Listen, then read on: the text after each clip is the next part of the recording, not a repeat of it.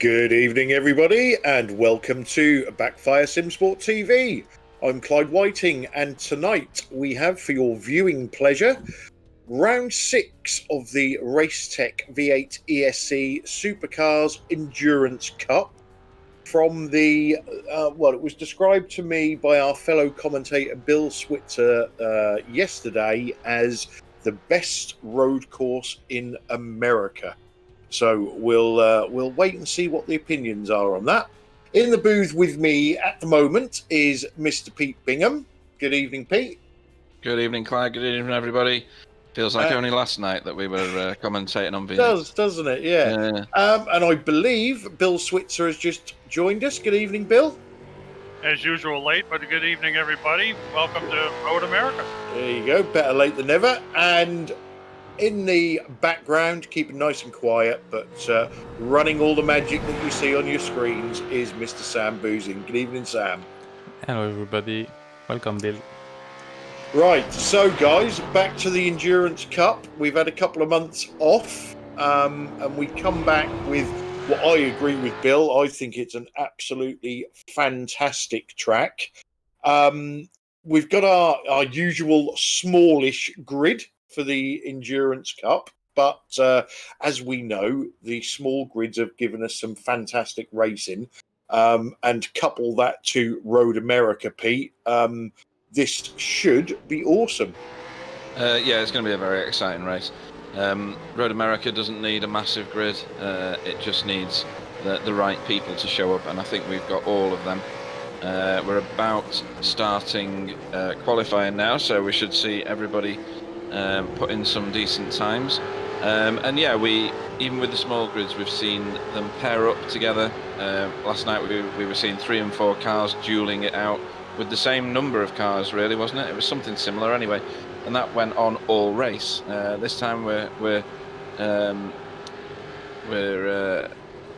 gonna get 2 hours of that viewing pleasure and the racing that comes with it. It should be a great night. Should be. And Bill, why do you love this track so much? Well, you know, we always say it's got everything. It's a nice long track. It's a fast track. It's got some very tricky corners on it, and the cream rises to the top here. And like Pete says, there'll be a lot of battles, you know, throughout the field. But it's easy to make a mistake on this track, just like a lot of other tracks we go to. And it ends up with a lot of crying if you go off the road here. So I just really love it. I just wish it were situated better in the U.S., someplace near a major city, so that it could be a primo place for international racing. But unfortunately, that's not the case. But anyway, we'll enjoy it tonight anyway. We'll have a great time here. We certainly will. And like we said, we've been away for 2 months from this part of the series. So let's just have a quick look at the standings going into round 6. I'm sure Sam will be able to get them up on the screen for us. So we'll just go through the top 10. So Marco Namela is currently leading the way with the drop scores included now. Second is Tony Kloosterman. Third is Wayne Sanderson. Jamie Wilson is in 4th. Greg Carr in 5th. And Woodward 6th. Nikolai Bogotyrev in 7th.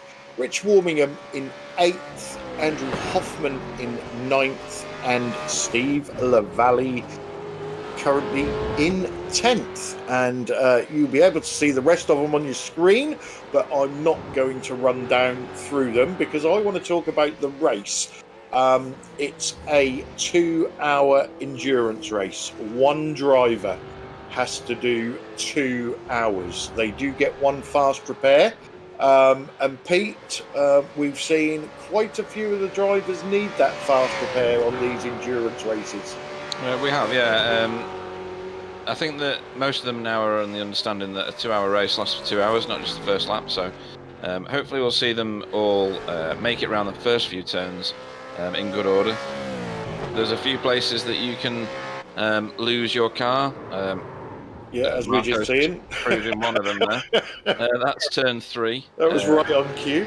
It really was as well, wasn't it? Canada Corner. Not sure why it's called Canada Corner. If it's America, maybe Bill can answer that in a minute. I think it's because it's close to Canada. Yeah, is it? I'm guessing at that. Yeah. And then the Kink, which is where Wayne's just gone through there. If you get wide there, the grass kind of takes you away from the track, and the barriers on both sides will get your car. That is a very scary kink as well. It is. It's full throttle. Only the brave go through there without doing a little lift in the V8. In some cars with high downforce, yeah, you just nail it all the way through it. But in this car, no way. We've just been through Thunder Valley, and now we're coming on to Road America Straight. And you can lose it on that last turn there as well. All the turns here are affectionately named, aren't they, Clyde? They certainly are, yes. Do you want to give us an example of one of the names of the turns? So I think we're now coming up to turn 1. Okay, and do you know what's after that? Turn 3. It is, yeah. That's good, isn't it? Because we're just about to go through what is known as turn 2 there. It's not a turn, is it? No, not much of a turn. It was there, then it was gone. Yeah, but it is a wonderful track. It's as I find it exciting in the same way that I find Road Atlanta exciting. I prefer Road Atlanta. Don't know why. It appeals to me more. Road America is such a fantastic track. Yeah, I must admit, I've driven this track in many different cars on the sim, and probably enjoy it with using anything around here. But the V8 Bill, we know it's a beast. We see that back end wagging on the car quite often. The tyres can go off very quickly. Drivers have got to take care, haven't they? They sure do, Clyde. At certain times, it's like walking on eggs. Especially, he's going through. Who is that on the screen right now? Is that Tyler Newitt? Yeah, I believe. Anyway, he just went through hurry downs. Now he's coming into the next toughest area. I mean, I think the toughest area in the track, which is the carousel. This is like ice skating. I mean, it takes perfect balance. He's out a little wide actually, but it's a tough corner to get through properly, and it's very important. And like you guys mentioned, the kink, well, that's where I got my nickname Barbecue. That's where I crashed and really set my car alight, let me tell you. But anyway. Every time you went down the start-finish straight, you could just see the smoke in the pit lane. I don't remember who it was where I said, does anybody know where Bill is? He's vanished off my screen. And somebody said, I think he's having a barbecue in the pit lane. That was our lead commentator, Clyde, that made that. Was it? Yeah. Oh, right. Okay. Oh, yeah. So, anyway, it's. I think it's a great track for the V8. It's you can stretch your legs here. It's it also takes a tremendous amount of good handling, hitting your apexes, hitting your braking points, and you got some opportunities to pass here too. If you're really thundering along, better than somebody else, you can get by them on this track. So. It's a great place. I can't say enough about it. I wish it was closer to where I live because it's a wonderful place. It really it's is. Cool. We do have some new people in the chat, Clyde. So for the benefit of them, do you want to just explain what the endurance race is about and the endurance league? Sorry. Certainly can.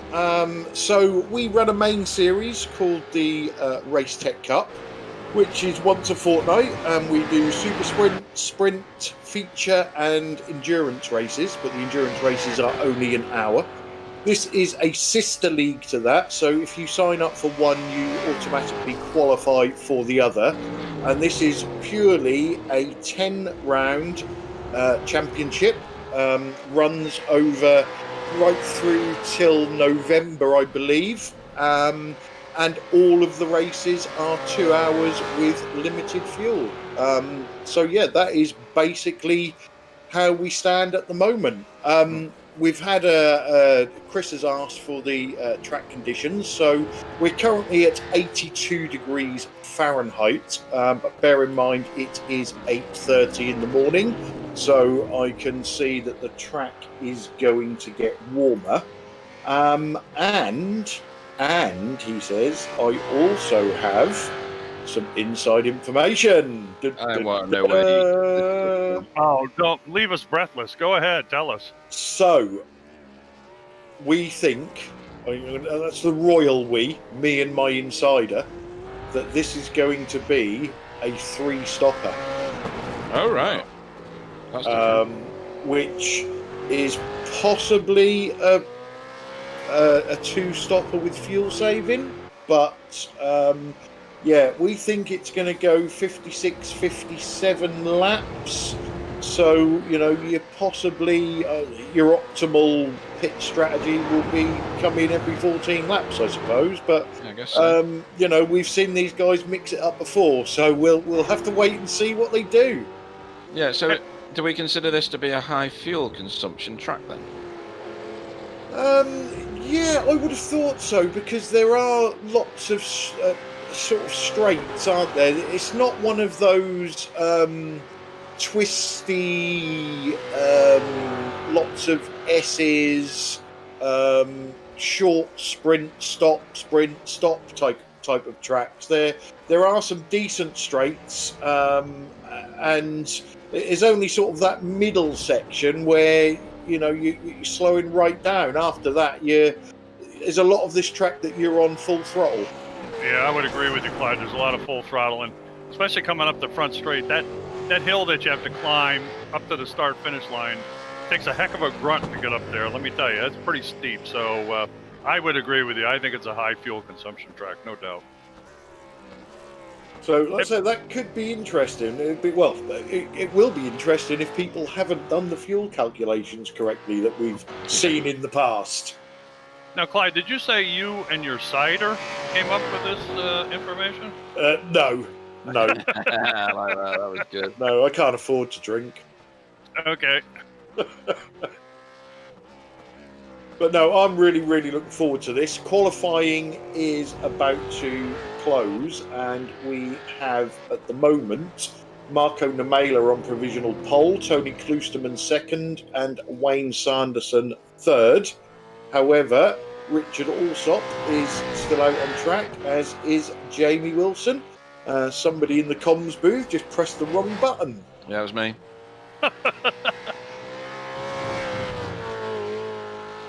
The last time that happened was when we lost Discord totally. Yeah, sorry for giving you a heart attack there. I carried on. Well, I think we was on board with Tony at the time, and I carried on and talked everybody round a full lap in car with Tony, and nobody could hear me. Well, yeah, I was watching, and all of a sudden it got very quiet, and I'm going, "Is everybody here? Is anybody here?" And then all of a sudden, dunk, dunk, and everybody was gone. Yeah, it's weird. I thought you were all just ignoring me again. I could understand why you'd get a little punchy there, Pete. So that's it with Jamie Wilson coming in. That's everybody has now finished their 10 minutes and their laps.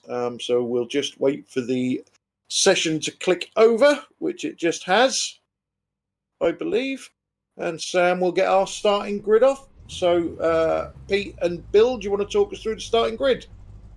Well, I don't have it on the screen, but No, that's fine. Okay, let Pete start, and I'll carry on. Your pole man will be Marco Nemela. In second will be Tony Klosterman. In third will be Wayne Sanderson. Fourth off will be Richard Alsop. Greg Carr will go fifth. Jamie Wilson will go sixth. Marco Lawert in seventh. Nikolai Bogotyrev in eighth. Tyler Newitt in ninth. 10th will be Andrew Hoffman. 11th will be Ant Woodward. 12th will be Chris Jackson. 13th will be Adam Wright. And at the back, but we need him always, is Ben Cullen. That's really nice to have Jackson. I didn't know he was racing. It's good to see him if he's here. And also we got Greg Carr back. He finally got his rig all set up after months of frustration, and even, I don't know if you saw the picture, but he's got underneath lighting on it. That's pretty classy. Looks like one of those low riders out in California. Yeah. Did you see the NASCAR All-Star race where they put the lights under the car? They did that too. That's wrong. Oh, that was awful. That's wrong. That was awful. I can't remember which cars it was. It might have been the Chevys. They had like an orangey yellow light, and it just looked like the car was on fire underneath. Well, Junior said, for parades or something, that's fine. But to do that, no. I think they could have at least given them disco lights. So we're about to go. We've got a pace lap and it is a full lap. And Pete can explain why it's a full lap. So, I got caught out doing this. That's why Clyde wants me to explain it. When they re-rendered the tracks on iRacing, they give it all the infield that you can see there, all those trucks and things like that, and some of the buildings. Some of the track detail gets improved. And when they do that, they reset the old tracks for your pace lap or your formation lap or whatever you want to call this. And usually they put it on a back straight. Now this track has a back straight. It's called, is it Kettle Bottoms? I think it's called. Correct. Oh right, okay, I got one right. And that's where I expected us to be forming up. And they hadn't reset that. So guess what Pete did? Pete ran out of fuel. And that, ladies and gents, is why we had a full pace lap. Oh, that's terrible. So nice to see Tony warming the tyres up. Either that or he's nervous. He's probably warming the tires up, yeah.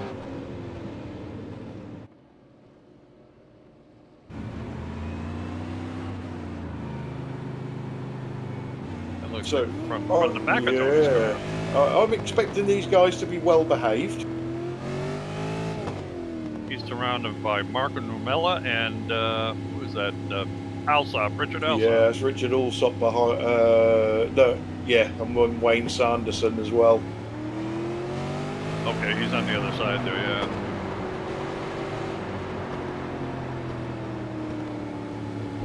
I tend to drag the brake during a formation lap. I don't know if it does any good at all, but I think it does, because in my Indy Pro races, it makes a big difference to me, especially on the first lap, and how much your brakes catch.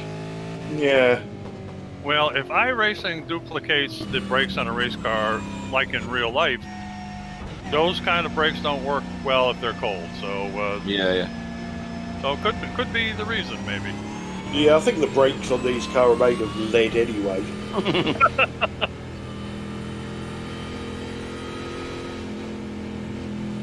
So this will probably be the only lap that these guys can enjoy the scenery. For sure. Yeah, because their eyes are going to be on stalks as soon as they get going.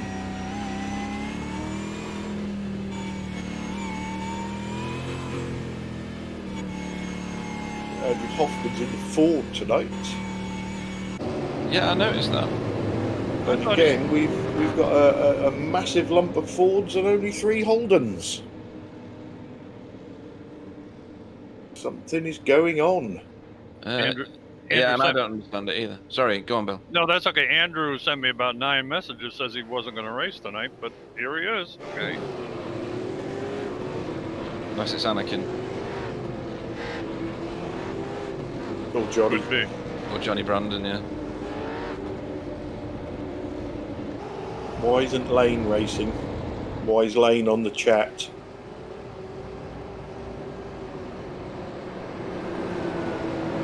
I don't think he does he just does the regular series, I believe. He just does the easy tracks. So, last corner here for the pace car. That pace car will slowly peel to the right. Actually, some of them are quite violent when they leave the track, aren't they? Like the ones that go through the wall. Pit wall, yeah. Here we go, and we should be green soon. Marco's Leader's gone. and he really has gone as well. Wow.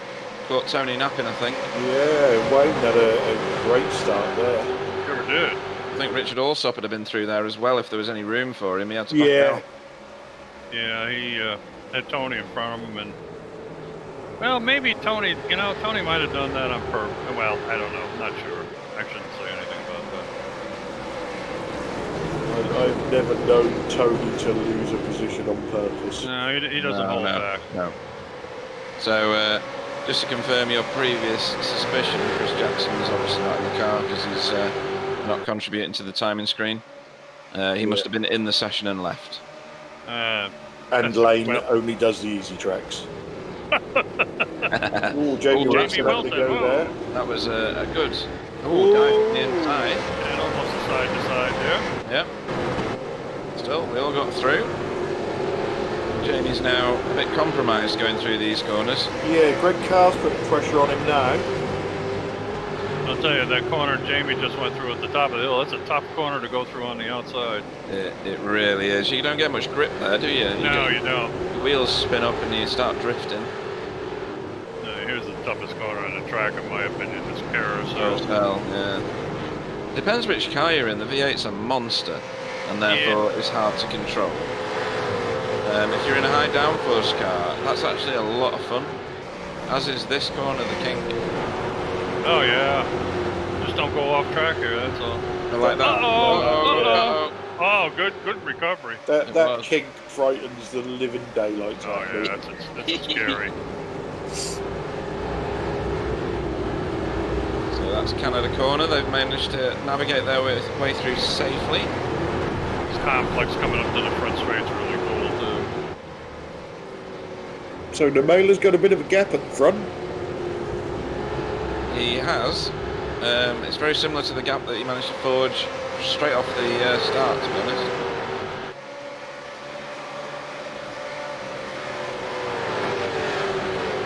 Yeah, Jamie, pour the coal to it. Wayne Sanderson's up a couple spots. You guys got to get together tonight.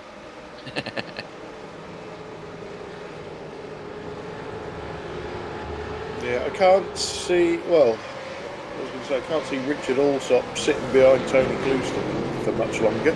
No, Tony was slow out of that last corner, turn 1. And a lot of it can, especially with these endurance races, it can depend on your car setup. You can have a nigh on qualifying setup. Exactly. That's going to make you really quick in the first few laps, and then it's going to die a death. Or you go with a nice balanced car that runs the whole fuel run. Yeah. Tony, mate. Sorry, go on. No, go ahead, Pete. I was going to say tyre management is going to be critical because you can lose so much time on so many turns on this track with no traction. So Carousel is one of them. I was amazed doing a GT4 race once, and it was quite a high strength of field. And there was a guy who, I don't know how he'd set his car up, but he was going around there like he was on rails, and my car was stepping out all over the place. I think, but I don't know how long he would have lasted. I didn't see him for the rest of the race after that. And yeah, you can lose so much time through bad tyre management on this track. Well, I could have never said it better, Pete. That's exactly what I was going to say. I was going to say maybe Tony is being kind to his tires here a little bit. I'm just wondering. He is a thinker, that's for certain. He'll have a strategy, and that will always be part of it. He's a very smooth driver. We were watching him last night, weren't we? Doesn't move his steering wheel much, doesn't saw away at it like some drivers do. And Lame has just said on the chat, is Tony fuel saving already to try and do a two-stopper? That's not a bad shout, actually, is it? Good man, Lane. Old guys rule. Just remember, bud. Yeah, we'd get him commentating if anybody could understand him. Oh, he'd be great. The Scottish people would love him. I'd say 4 or 5 million people would understand it. Come on, there's worse than him. Scott Maxwell's tough to understand, I'll tell you. Scott Malcolm, you mean? Malcolm, I'm sorry, yeah. I was expecting a comment from Clyde about me. Yeah, I was as well. I'm not saying a word. I've been Mr. Nice tonight. Is that right? So Marco was in front of Tyler, right? Yeah. Marco's lost a couple of places. It was Marco and Tyler that we see battling last night. But obviously with Marco in front. Yeah, Tyler got through his tyres quite quick last night, didn't he? I don't know whether He did, yeah. Just a feature of his driving style, I'm not sure. He did great holding people off for a long time, though, I'll tell you. He really did, yeah.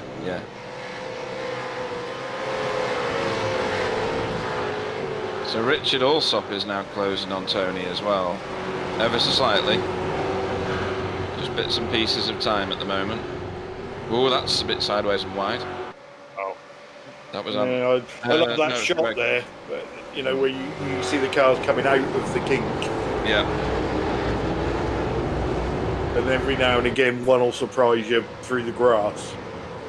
That definitely is a code brown corner. Yeah. Oh, without a doubt. You're right. I always like it when you think, oh, I've gone wide here. Oh, I've saved it, and then the car just spears off onto the other What's side. happened What's to wrong with Marco? Marco? Oh, slow spin and a whip. Okay, hang on to it.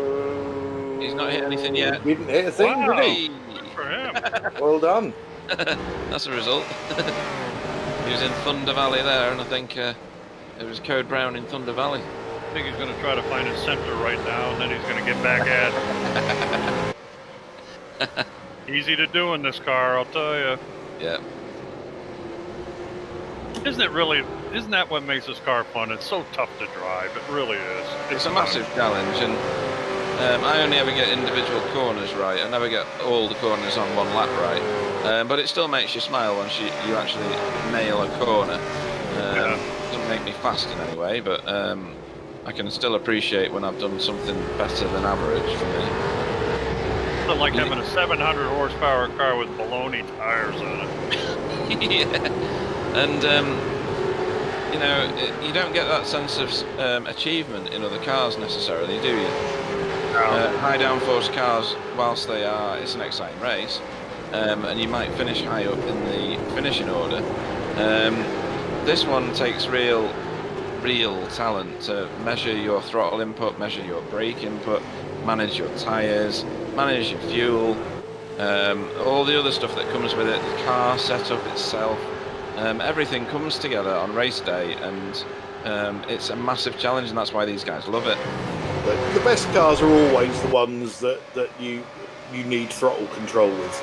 You know, just mashing the throttle to the floor out of every corner is no fun. Yeah. You know, it's amazing. You know, you have a Muscle Beach car, but you have to have so much finesse to drive it well. You don't think those two things would go together, but it does in this vehicle. Oh, wait, totally. You know, people say, "Oh, the car's broken. It's rubbish. It's too hard to drive." Blah blah blah. Blah. Look at these guys here that do hundreds and hundreds of laps of practice and tell me the car's broken and hard to drive. When they're doing, what is this, 207 laps? Yeah. Around Road America. Nothing broken about that car. Well, qualifying time for this car. Oh, Rich is getting very, very feisty now. Yeah, he's getting dicey here for sure. Oh, he's going to look here. He is. Tony got a little bit of wiggle on. That's enough for Richard. Richard gets every little second of toe out of that slipstream. Tony backed out. Yeah. Tony was on the brakes earlier than I expected him to be. Yeah. So I think Liam O'Connor might be right. Yeah, I think you could be right. Just incidentally, what's our fastest lap so far? A 2:07.59. Yeah, from Marco Namela. Our V8 ESC lap record, set in season 5 by Johnny Brandon, Was 2:09.079. Wow. That has been smashed. That's been annihilated by everybody up to Tyler Newitt. and this is not a sprint race, so figure that one out. Yeah.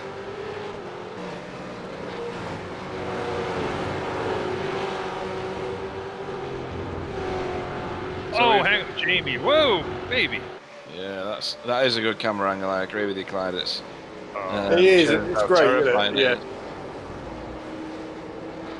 And it always looks like Bill's having a barbecue down there as well. It does, yeah. Smoke drifting across the track. So we had other cars that did not start, even though they'd been in the session. So we had Ben Cullen, Adam Wright, and Chris Jackson. So we actually launched with 11 cars. So Ben Collins not in either? No. Oh, what a shame. Just a little bit of news. Something that you guys don't know yet. But Are you worried Bill, because I am. Round 7 of this series, which is at Silverstone GP, we are going to test live stewarding. Explain that for me. So we are going to have 2 people watching the race and dishing out on the spot warnings and penalties when required, Right. rather than drivers getting post-race penalties. Whoa. It's That's a new development. just a little trial that we want to do, and obviously this is the series to do the trial work in. Yeah, we'll see if it becomes a thing. You don't get many infractions in this particular league, though, do you? These are very clean, sportsman-like drivers. Yeah, we tend to get a rash right at the start, don't we? Where people have been out of the car for a little while, and we've got new drivers in the league that are possibly used to bash and smash leagues. And then you normally by the second or third meeting, everything's calmed down. So yeah, it's that is one of the things that people always say about this league is that it's very, very clean and very, very friendly. It is, yeah. So who are these wonder people, or does that have to remain secret? It's going to be top secret for now. Okay, no, that's fine. Yeah, well, another thing too.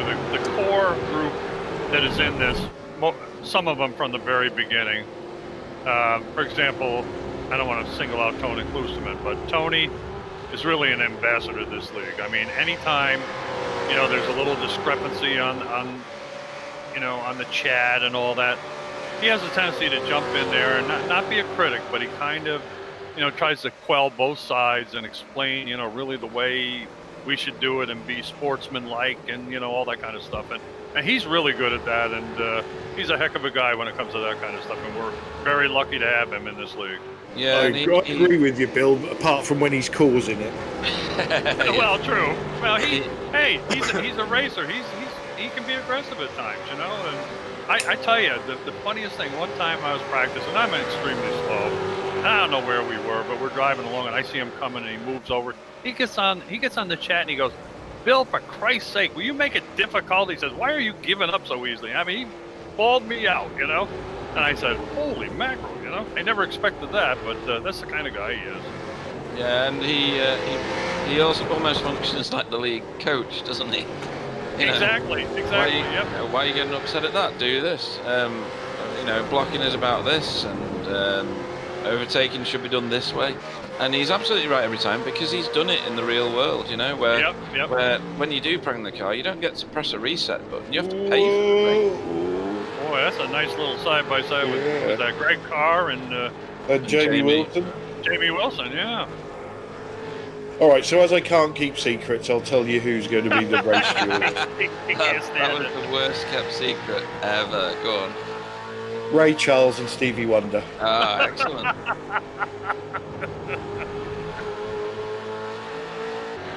At least it'll be, musical. Ray Charles from the grave and Stevie Wonder, I don't know where he is these days. Last time I saw him, he was eating burgers. I think he was massive. Yeah, he's put on a little weight. He doesn't care. No. He doesn't know. Have you seen his wife, though? But he hasn't. Which one? He's been married a couple times, I believe. Yes, yeah. Less attentive people go, "No, who is she?" Yeah, he doesn't know either. So back to the race. So Tony Klusterman has got back past Richard Alsop. We just see that there. Yep. Jamie Wilson. Oh, great. Hang on, that's Greg. going to be a long travel. It looked like Greg had got past him. He had. And then maybe carried too much into the corner. I think that's exactly what happened, yeah. I'm sure Sam will be able to find that for us. Oh, he's going again. Oh, he's locked up again. So he's thrown it down the inside and just not managed to slow it down. Yeah. It's a tough corner. You're coming in there pretty darn fast. Didn't hit the wall, though. Nope. I think he survived, didn't he? But then this happened. Down here he locked up too. Oh, Kept it though. Oh, Yeah. yeah. It's just a lock up. That's either hot tyres or angry driver. Mm.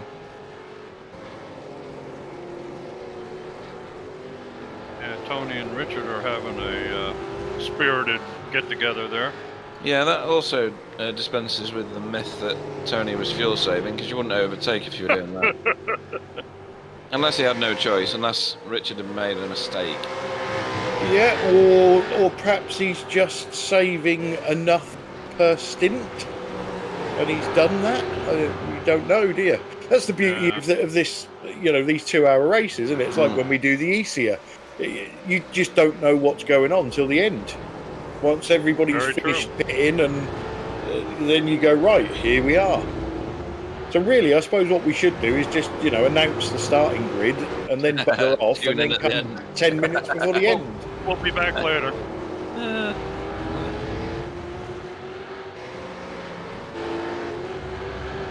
Oh, this is back on again, I think. Although he's lost some traction being out in the dirt there, Richard. Yep.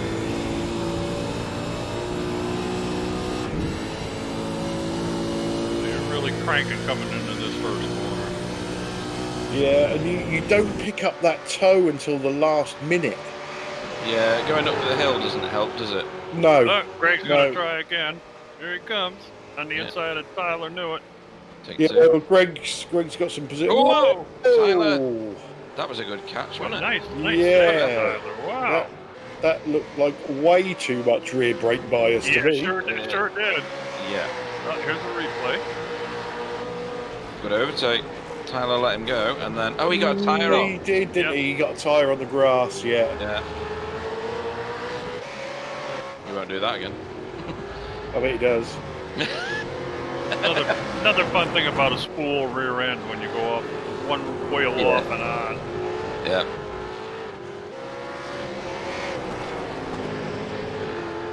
And Tony's hurrying downs through hurry downs.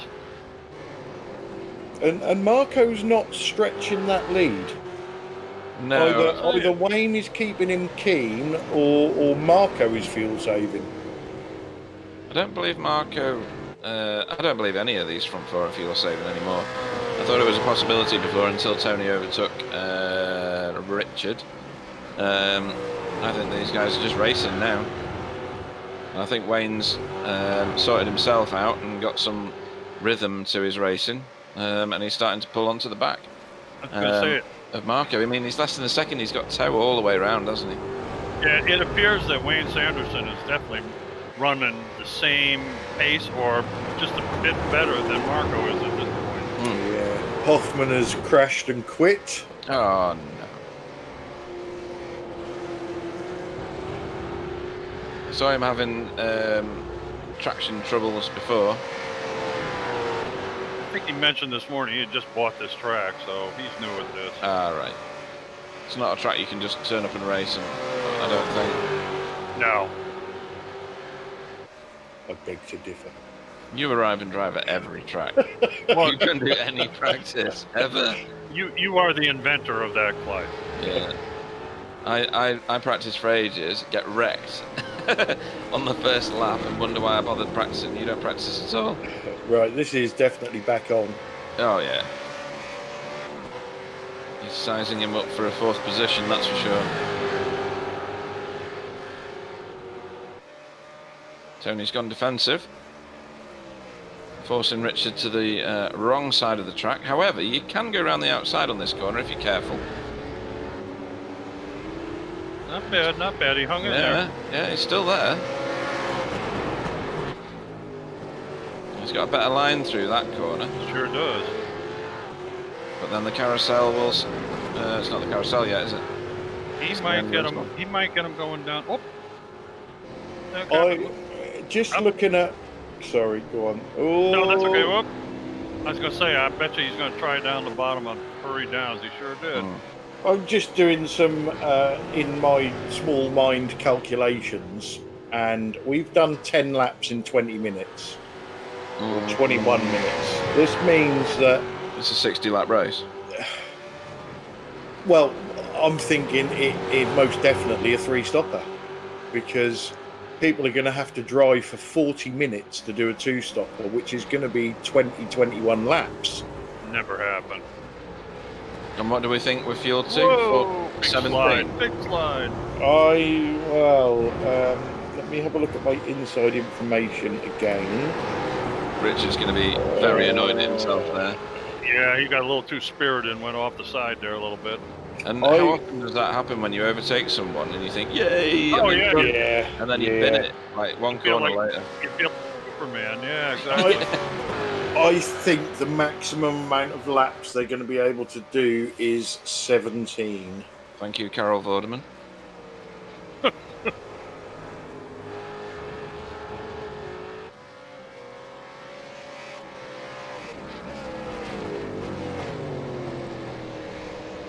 So if that's the case, then we are on for a 3-stop race.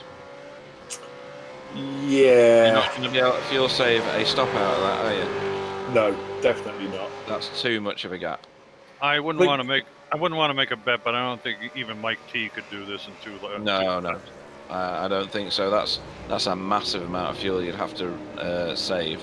And maybe these guys have done what Carol Vorderman just did and did that mathematical equation to say that that's not going to be possible. And like we mentioned before, this is there's a lot of time you're full throttle here, which obviously uses fuel. Yeah, my inside information says earliest can be lap 13, latest lap 17. Expect 4 stints of 14 each, 15 on one of the stints if we get 57 laps. Yeah, that sounds reasonable. I don't do any fuel calculations. I'm not that good. When the guy says I'm low on fuel, I go in. Yeah.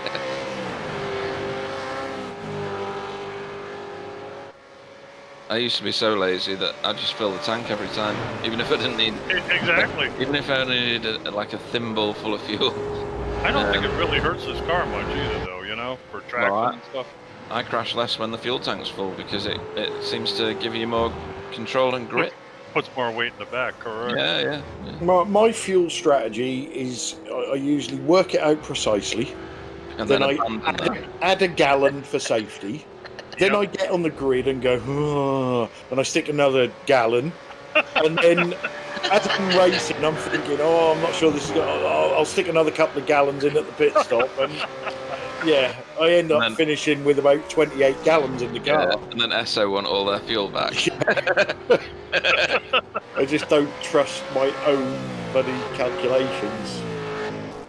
Hey dear, that's funny.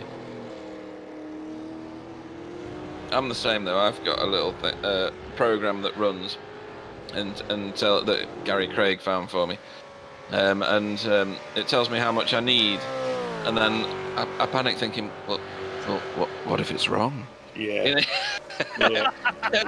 Well, I run that crew chief, and there's some way of setting it up that crew chief just does it all for you.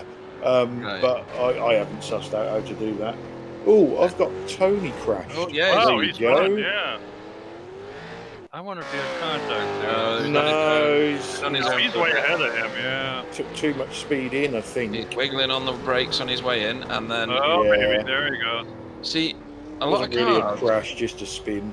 It wasn't, but a lot of cars do that line that Tony just did there. They go over the rumble strip. Yeah. When I do it, I do what Tony just did because it destabilizes the car.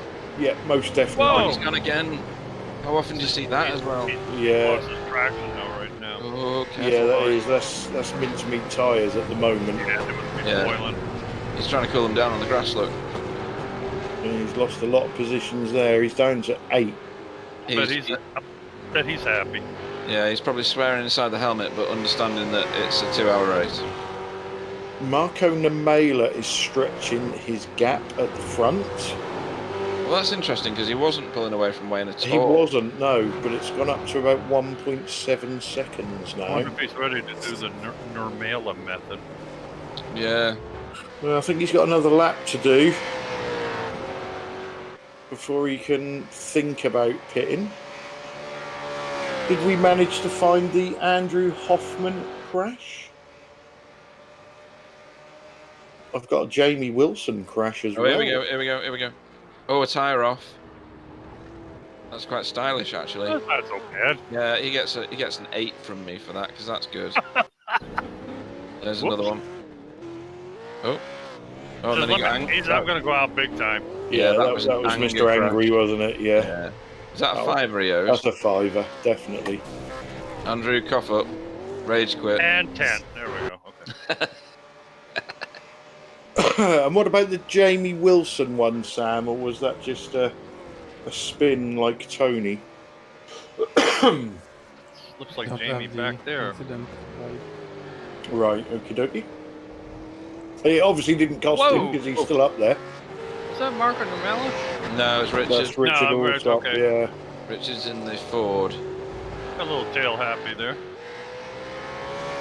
Well, that's right. They drive a different brand of vehicle, don't they? They do, yeah. There's a lot of people getting twitchy out of that turn. Tony's on the with hunt. Tony. Yep. Yeah, he wants some of them positions back. Yeah.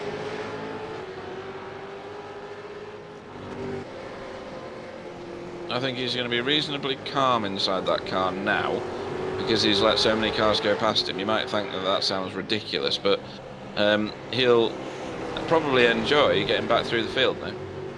Yeah. I'm sure he's over it.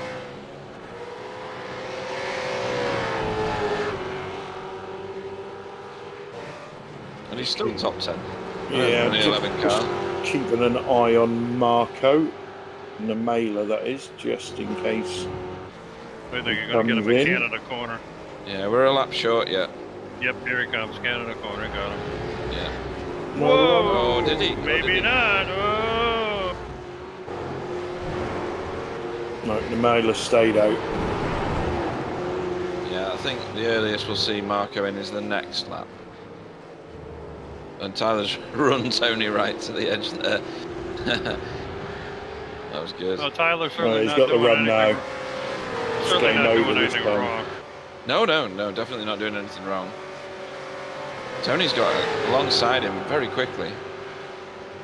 Yeah, he had a hell of a run out of the last corner. Mm. He was literally on his back bumper as they came out of the Holding him corner. out, slowed down. That was a good job, Tony. Yeah, perfect pass that, wasn't Yeah, it? it was. So- Yep. Next up for Tony is teammate Greg Carr. What's that term? Multi-something or other? Yeah. Tony is faster than you. I think with Greg that would be a multi bugger off. Do you think so?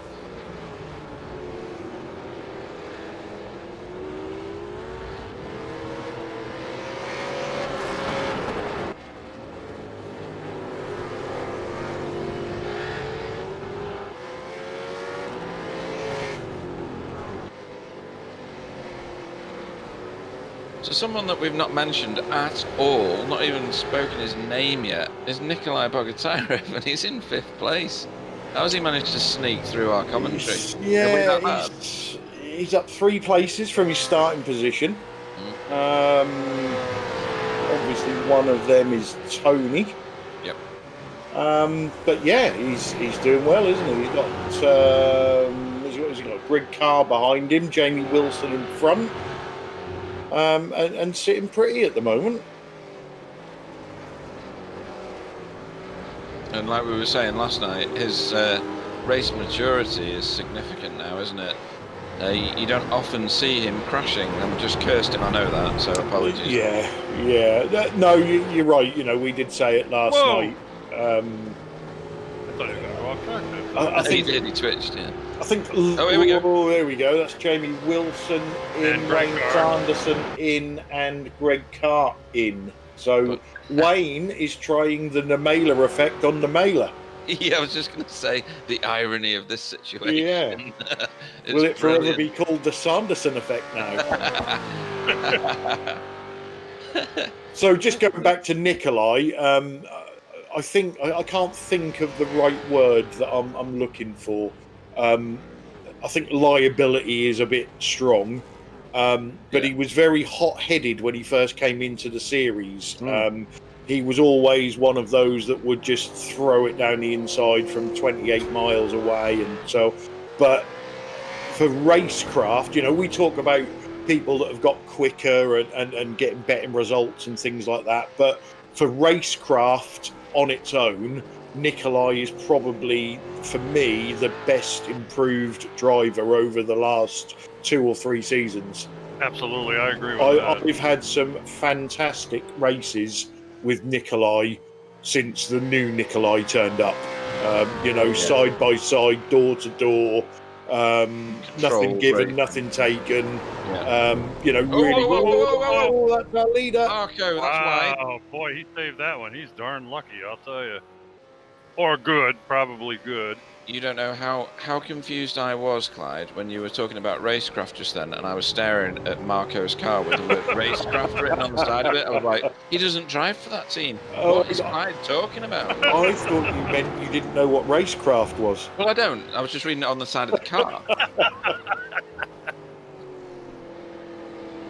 No, I'll tell you, is he going in?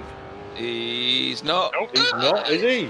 He's not playing He's the game. not. Right, so You know, Nikolai never DNFs anymore. Never. Richard's just pitted. yeah, they're all ganging up on him now. Yeah. It's not funny when you're on the receiving end, is it? Yeah, it's like we want enough of this.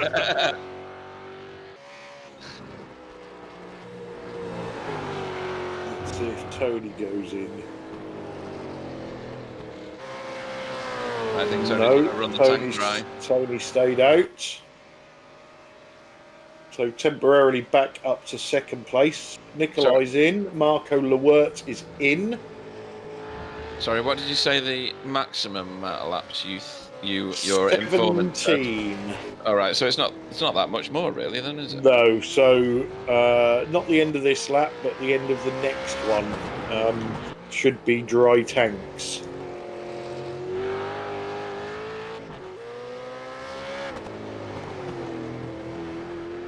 Tony's last lap was very, very fast. I didn't driving see angry or what? Yeah, I didn't see what the gap was between Marco and Wayne when Wayne went in, but I'm guessing it was somewhere around 2 seconds. Okay. I think the last time I looked, it was 1.7, and he was pulling away.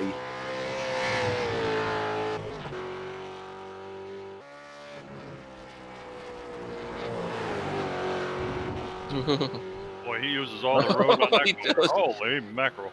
Those are his tyre tracks on the grass from last time around. Yeah, I think that's the trouble with him staying out. He needs to do qualifying laps now. Yes, to stay ahead. Yeah, totally. Tell me how you go around that corner like that and not have all your orifices cinched right up tight. Man alive. Right, let's see if he goes in this time. Yeah, it looks like he's going to. He's slowed down. No, I don't think so. Oh, he is. Yeah, he is. There he goes. Bill's better than the pair of us. A lucky guess. He had to come in or he would have a dry tank. Okay, so Wayne is coming He's in the up carousel. to the last corner. Wayne isn't.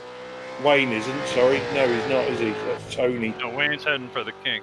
Yeah. He's entering cattle bottoms now. Kettle bottoms, right?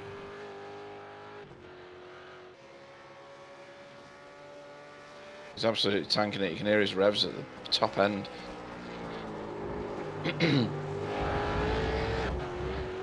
So Tony in, Tyler Newitt in, and Woodward in. So that's an NQR strategy then. So it looks like they are only getting 16 laps. Right, this is going to be close. Wayne's going to do this. Wayne is going to do this. Is he though?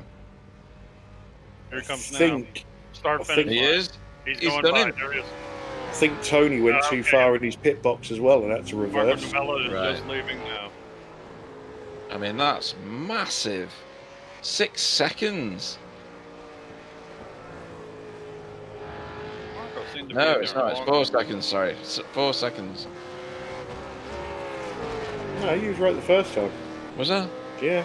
Oh, it is. Yeah. Sorry. Apologies. Can't read.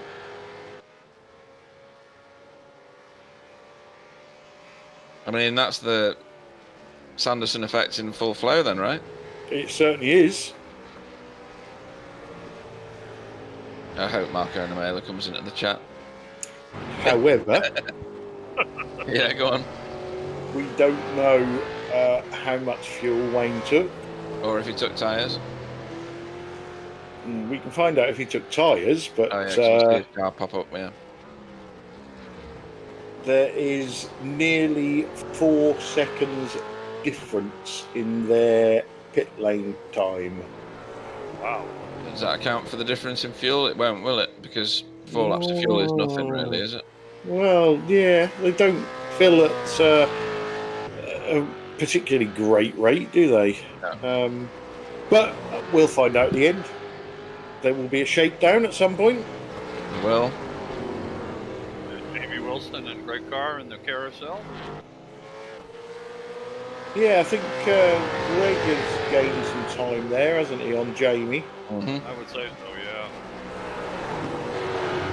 Nikolai, somewhere along the line here, in that pit stop exchange, has lost a position.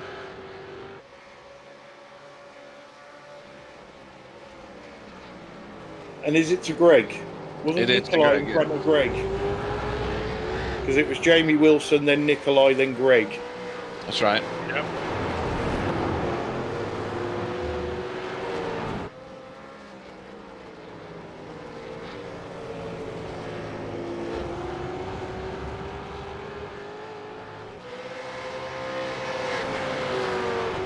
So, at least we know it's a definite 3-stopper. It is now, for sure.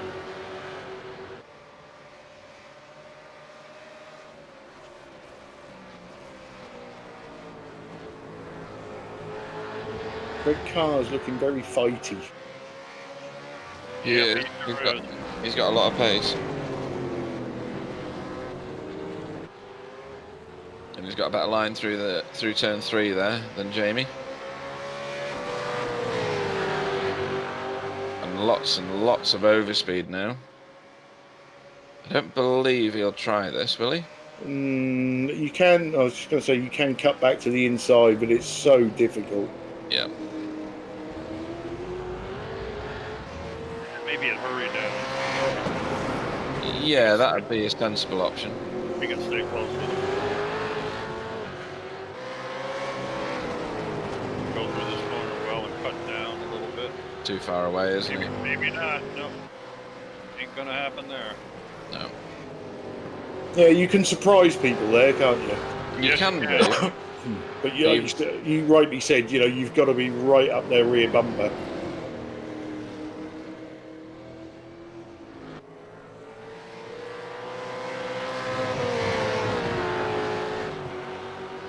And Jamie's done the last few corners a lot better than Gary has, so he's pulled a gap on him now. You mean Greg? Yeah.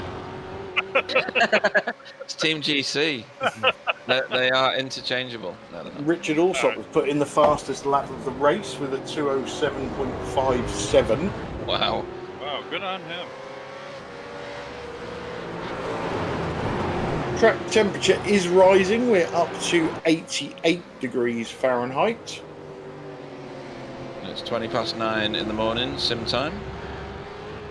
That means it's going to rise a lot more than that before we get to 1 o'clock, 2 o'clock in the afternoon sim time. Guess we're having a heat wave in the Midwest here.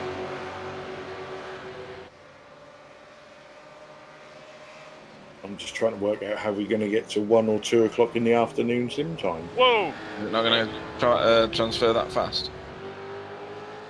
Greg almost made It's the only a same 2-hour mistake. race. Oh, I thought the time ticked over faster. No. I'm sitting here thinking, what is he on about? Yeah. You mean like quick time? Yeah, I thought it was on quick time.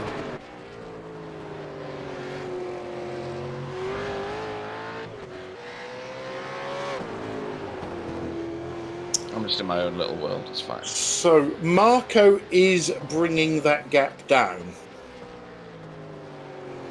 Yeah, he's taken about 1.5 seconds out of it, hasn't he, in the last couple of laps? Actually, that was in the last lap. Yeah, he took a second out of him in the last lap, almost spot on. Hmm.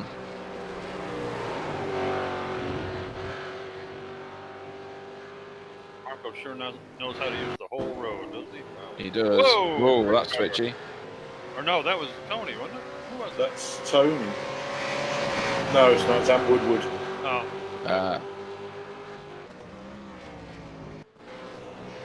Cheap place for Marco Lewert. Ant had a nice podium finish last night. He did. That was a brilliant result. Sure was. I think we should give Marco, after last night, give Marco the nickname of Kidney Stone. Took me a while.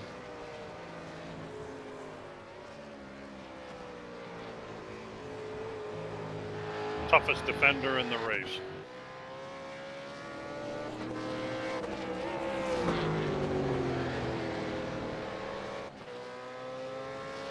Yeah, Marco Numella's moving in on Wayne, you can see it. Yeah, but he, again, you know, these endurance races, there's so many tactics. He could be just eating through his tyres at the moment. Yeah.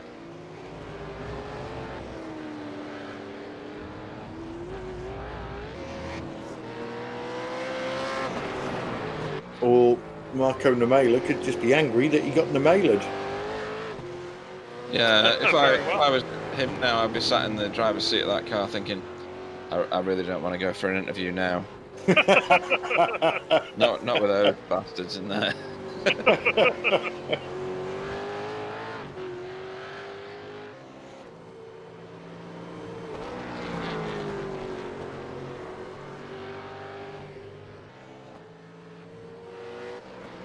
So Tony is now getting up to Tyler Newitt. Tony lost some time in the pit stop. When we was watching Marco, I see him pull in and then have to reverse back again. Yeah, you were saying about that. Overshot his pit.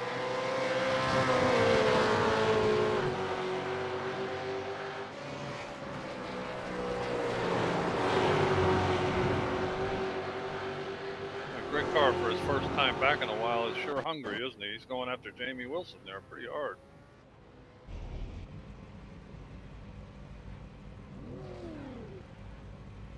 Oh, yeah. Right, yeah. Yeah, he lost a second or two there. Where the heck did he go, though? There's a few Oh, seconds that's how before I I'm sorry, that's realised. him again, okay. Yeah, it was a few seconds, actually. I must admit, I've done that as well. You sit there and you're thinking, well, why aren't you doing anything? And then you just look up and it says too far forward. Yep. I suppose that's something that I won't appreciate, because a VR headset will be completely different to the monitors, won't it? You can see it flashing away straight away on triples.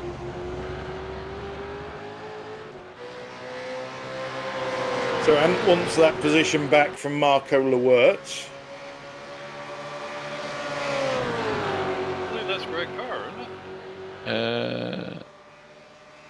No, Maybe that's it is Ant Ant Woodward. Woodward. I'm sorry. Greg Carr's chasing Jamie Wilson. That's right. My apologies. You're correct. You're always correct, Clyde. Damn it. Well, you know that. Top three are within thousandths of a second of each other in lap times. Yeah, that's terrifying, actually. 208.79 from Wayne Sanderson, 208.77 from Marco, and 208.85 from Richard. Those are very fast laps. I would say that's pretty competitive, eh? Oh yeah. Tony, has he passed Jamie Wilson just? What has happened to Jamie Wilson? Whoa! this is what Nice. That has Jamie. happened to Jamie Wilson. Oh, don't hit the wall.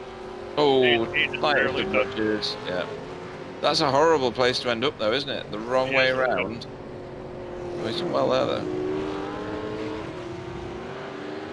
That would have been a handy 400-point turn for me. Yeah, I just looked up and see he was behind Tony, and I thought that's Yeah. not right. So something doesn't compute there. Yeah, I spotted the same thing at the same time. So that's give Greg Carr that position. Obviously moved everybody else up as well. Oh, yeah. Hang on, Marco. Whoa! Good save. And Ant followed him right through the grass. Yeah, and nearly did a Bingham there. Yeah. There are many different descriptions for doing a Bingham now. Following someone off the track, going in the wrong pit lane, Pretty well Disappearing. known there. disappearing for long periods of time and then scaring the bejesus out of people.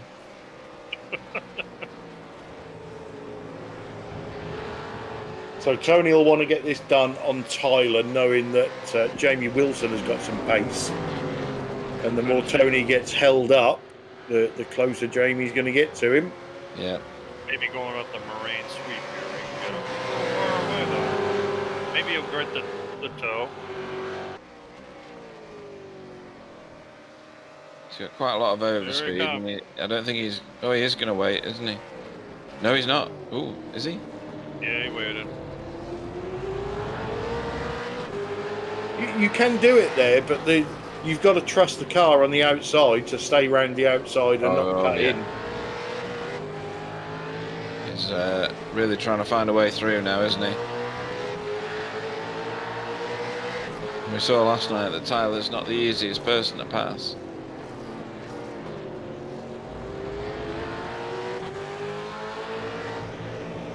No, Tony's having a bit of a battle trying to get by Tyler here. Tyler's gone wide there, though. He's having to pull back and get back on the throttle.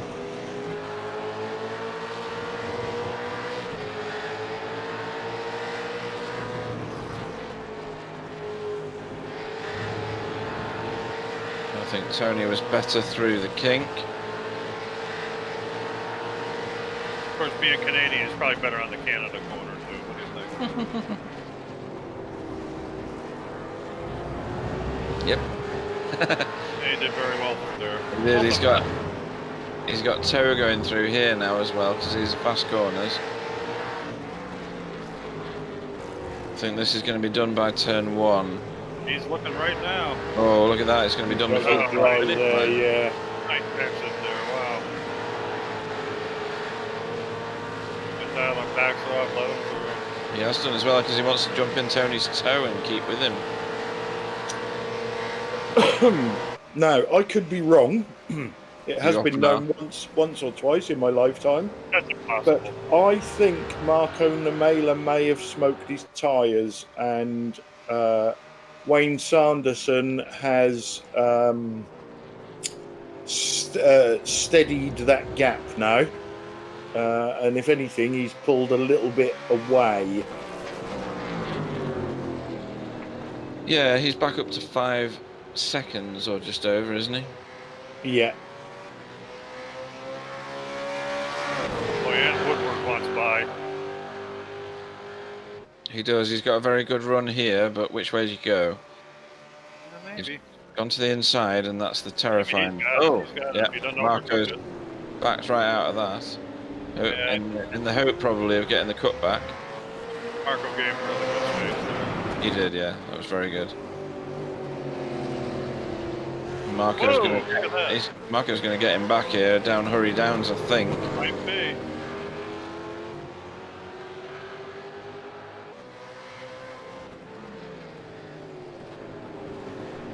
Yeah, because Ant's locked up. Yeah, he's got the inside for the carousel, though.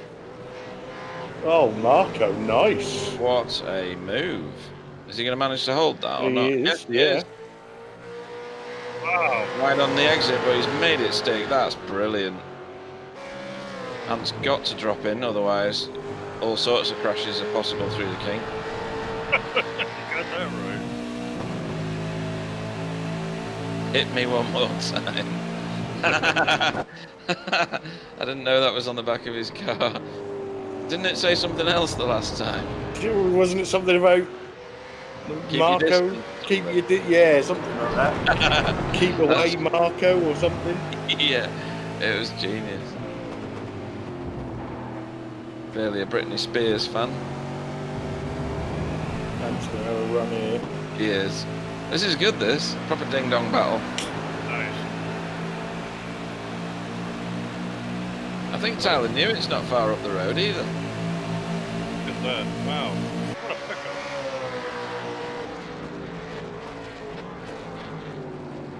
Good car positioning from Ant.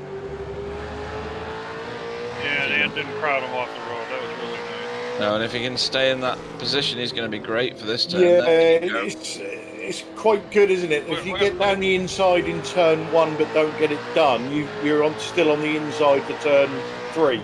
Yep, Marco really came out of there well, though. Look at that. he did. But I don't know that he's got enough overspeed to get beyond. Ant's good on the brakes into here. I saw it before. He's managed to stop that. That's good. These guys are having a great Whoa! Bit of a switch there from Ant. That's going to give Marco a really good drive up here. But he's on the wrong side of the again. track. Yeah. This is good, this.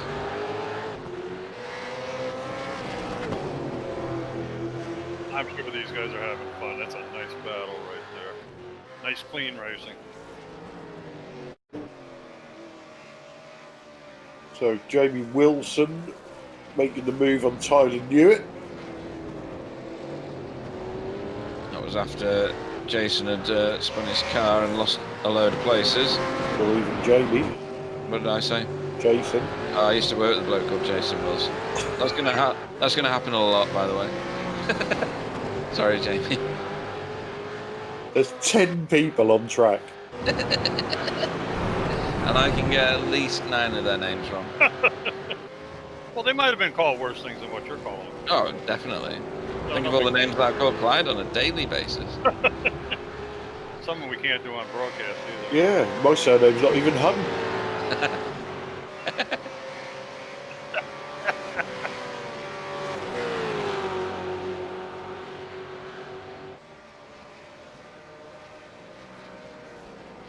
So how's Wayne Sanderson doing?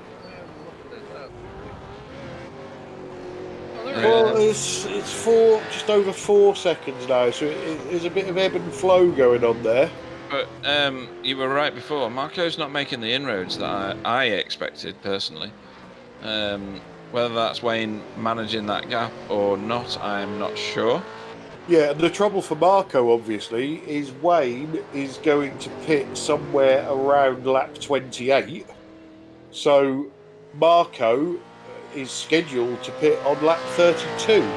But does it commit him to that or not? Well, exactly. Because you would think he wouldn't be stung twice by his own trick, would you? Yeah. You would think he would have to come in With him? with him, yeah.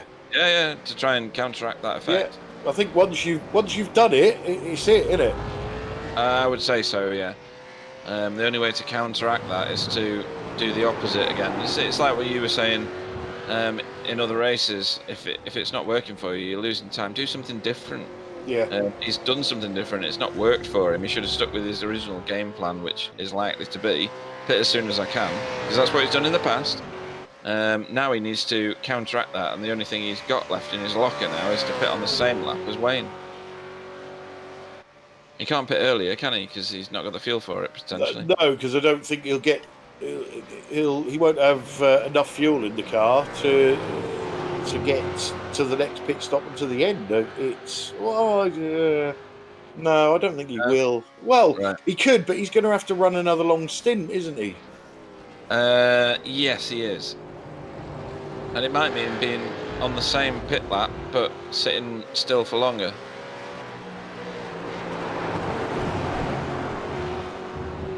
Maybe he just messed up his pit entry or pit exit, one of the two. Well, there's another theory. Go on. So, if we're going to go 56 laps, Thought it was that 57 means- before. it's going to be 56 stroke 57. But say it's 56 because it makes the maths easier. Right. So, Wayne is going to pit, or Wayne pitted on 14. Mhm. He'll pit on 28. He'll pit on 32, and he'll get to the end. Yes. Yeah, but he's got to put 14 laps of fuel in the car each pit stop.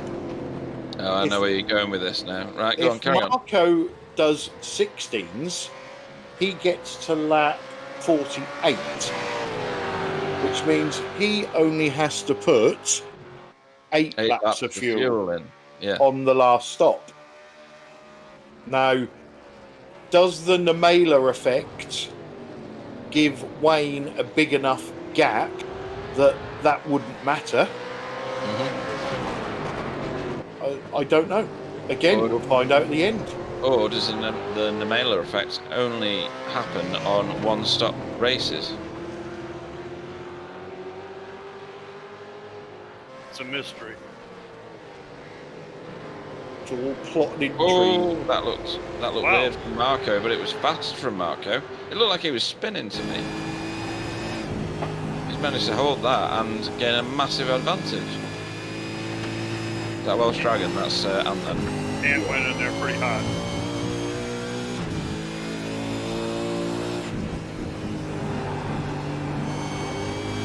Hang on to your Abbas driver going through there. Oh, baby. He's gone wide and he's lost a lot of speed. Down into Canada. No, smart move, Marco. I would have there you go. He didn't need to go in deep and fast because Ant threw it away. Is it me, or are we seeing Ant Woodward make more mistakes than usual? He was utterly controlled last night. He's making a few more mistakes here than he made at VIR, which is odd, isn't it? Because VIR was just uncontrollable in terms of lack of traction. Well, this is a very heated exchange between these two guys. And your mirror driving and everything else. And then, whoa, baby. Yeah, he's charging corners. He comes in there really hot. Yeah. Sure, barbecuing and driving that car. That's exactly the way it is. I think Ant probably just needs to take a couple of laps to cool his tyres and cool himself down. I mean, is he 1 lap away from a pit stop? Yes. When did Ant pitted on lap 16? So he's on the same cycle as Marco. Yeah.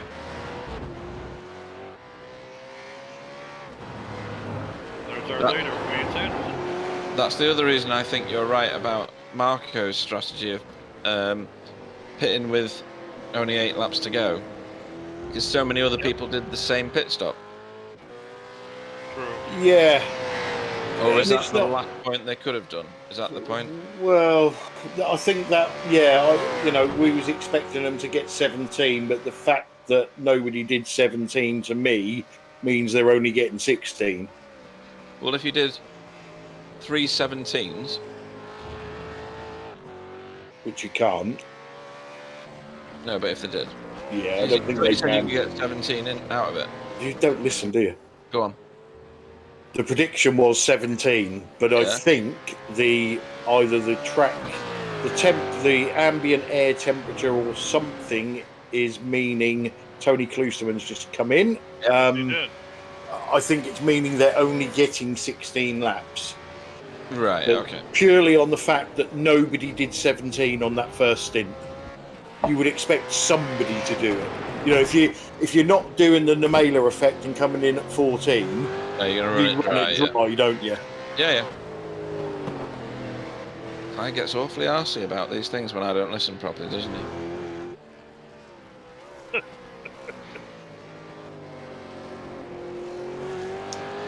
So, in theory, Wayne will come in this lap.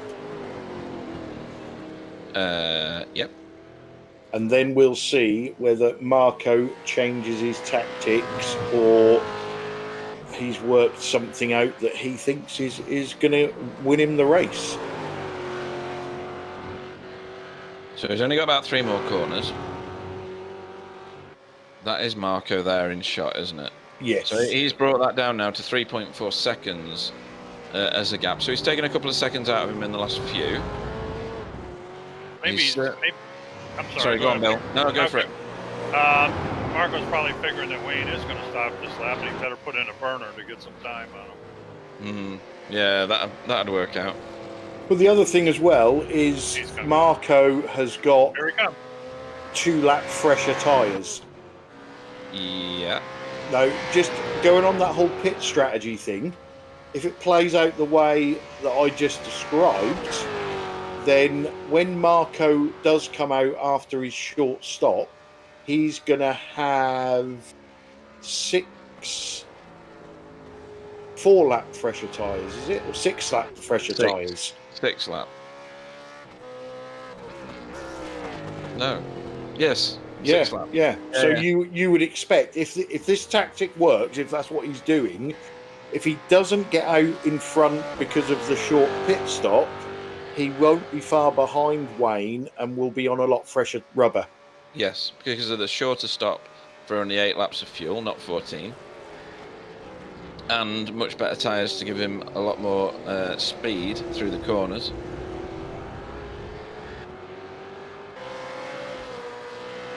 And Woodward's getting dropped by Marco here, isn't he? Yeah. Like I said, I'm hoping it's just Ant's taking some time to cool down. Yeah. Okay, Wayne's back on track now. He got out in front of Marco Nanella. Marco Lure. So some of the guys that pitted on 14 last time, Greg Carr and Jamie Wilson, have not pitted this time. Well, that's interesting. Why would you not? Well, the only thing I can think of is, do they think we're going to get 57 laps in? And therefore one of your stints is going to have to be a lap longer. I think personally, if I was undecided, I would have left that to the last stint. Yes, I would do the same probably. Because you're narrowing the field of margin of error there, aren't you? Yeah.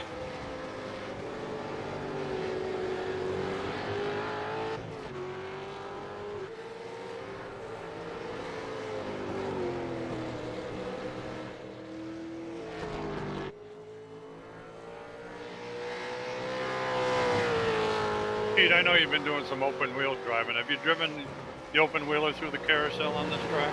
I have, yes. It's must be a trip, huh?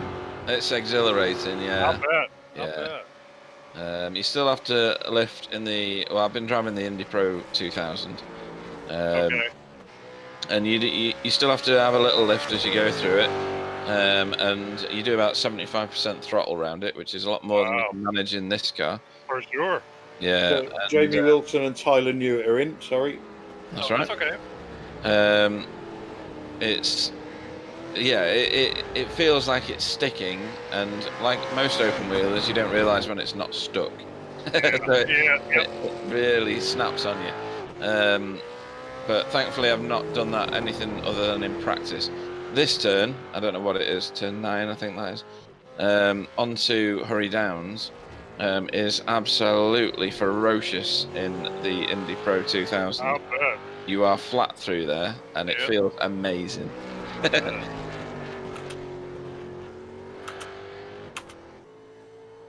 And you're also flat through the kink in that car. Wow. You can't do it on the first 2 or 3 laps, or maybe the 3rd lap, but you are flat through there. It's just as terrifying because you are utterly on the limit. If you can grab a bit of curb on the inside as you go in, then it helps stabilise the car, funnily enough. Yep. Yeah. Yeah, it's amazing. But to say that they feel utterly different, these two cars, Oh, sure. they are just worlds apart. Your driving style is completely different. The way that you control the throttle is completely different. The amount of steering input you put in is utterly different. You control the V8 turn a lot of the time with the throttle, and you don't do that with the open wheelers so much. You kind of coast through corners at much higher speeds because of the downforce, and then get back on the throttle, which straightens the car up, and then you're away again like a bullet. This thing is just a beast. I did a short stint one time in Pro Mazda. Ran around this track and kind of found the same things you did. What amazed me about those open wheel cars is the braking power. I mean, my God, I was braking way too soon because the car is very light, as you well know, and it hauls down in a hurry, you know, and just amazing. Greg Carr's in from third. Still waiting on. And interestingly, this seems to have worked for Wayne because he's come out in a big, wide open space. A lot of fresh air, huh? Well, that's good. Yeah, hopefully he can put some decent times in and maintain his gap over Marco. Marco's by himself too, basically. He is, yeah, and he's doing. Last lap was a 2:07.59. Wayne. Yeah, Wayne's in the 208s. Well, oh yes, sorry, he is reading the wrong column for a second. He's waiting for his tyres to heat up. You'd think that the optimal lap to pit for Marco now would be this one. I reckon the next one. And what's that logic? I think he's sticking to his 16, 32, 48. And then have an 8 lap fuel window. Yeah. Or fuel stop, or whatever you want to term that as. I'm telling you, Marco going through the kink, honest to God, 2 inches more to his left and he'd be in the wall. My God, I can't believe how close he is to the edge. Yeah, very, very accurate. Sure is.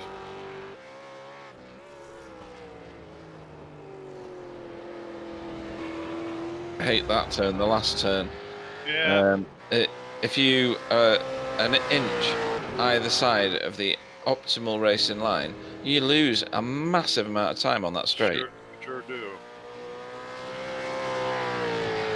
Sometimes I have to correct with the throttle as I go through there in this car as well. Richard Allsop pitting from second, sorry. No, that's all right. That's okay. We'll let you do that, by the way.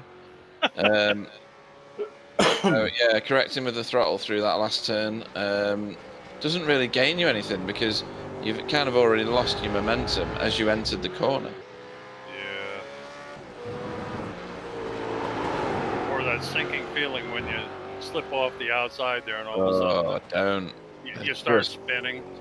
Yeah, it's devastating, isn't it? And you find a lot of people that lose it on this corner here end up spearing off onto the inside.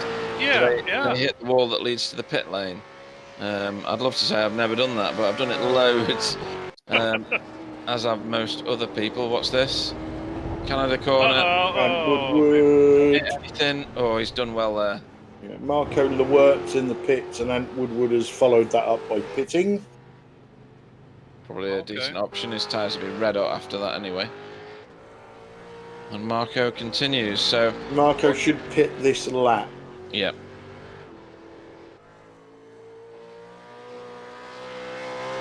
This will be what, lap 33? 32 we're on this now. Is we're on 32, yeah. Okay. Look at how close. So accurate through there. It's oh right. My God. He has that corner down. It'd be interesting to have the level of analytics that would say whether he was the best through those corners or not. I think that would be a fascinating series of statistics to look at. So, here we go. He's coming. Yeah. I don't know how you always know that, but you are very good at predicting that. Well, I can tell when they come off that corner, they kind of do a little hiccup, like it's kind of a little different for some reason. That looked like a good approach to pit lane, didn't it? Definitely. Yeah, couldn't see anything wrong with that. He just needs a nice clean pit stop, and then we'll see what the gap is. Well, that's a long run up this pit, isn't Well, it? God, by your rules, does that mean that? Hang on, I'm trying to figure this out now. Well, it should be about 8 seconds, I would think. But yeah. What, the gap? You mean once he's come out? Yeah. Yeah. Because if he lost 4.5 the first time, he'll lose another 4.5 this time. The gap was down to 3.3. Here comes Wayne onto the front straightaway. I think it's going to be a lot more than that.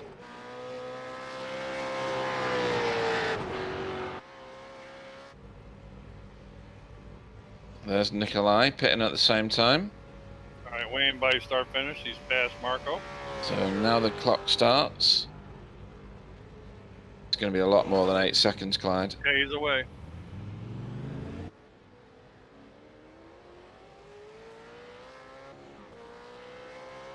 So it's ticking It's up. 11 at the moment. Yeah, I'm just waiting for it to level out. I think it's about 11, so he's lost another 3 seconds on top of what I expected him to.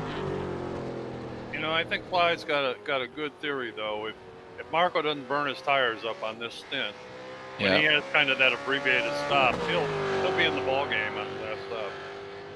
But it'll have to be a very, very short stop, won't it? Because if he loses the same again in the next stop, that might... Well, if he gains some back now because he's on better tyres, maybe he brings that down to, what, 8, maybe 7 seconds, then he adds 6 more on.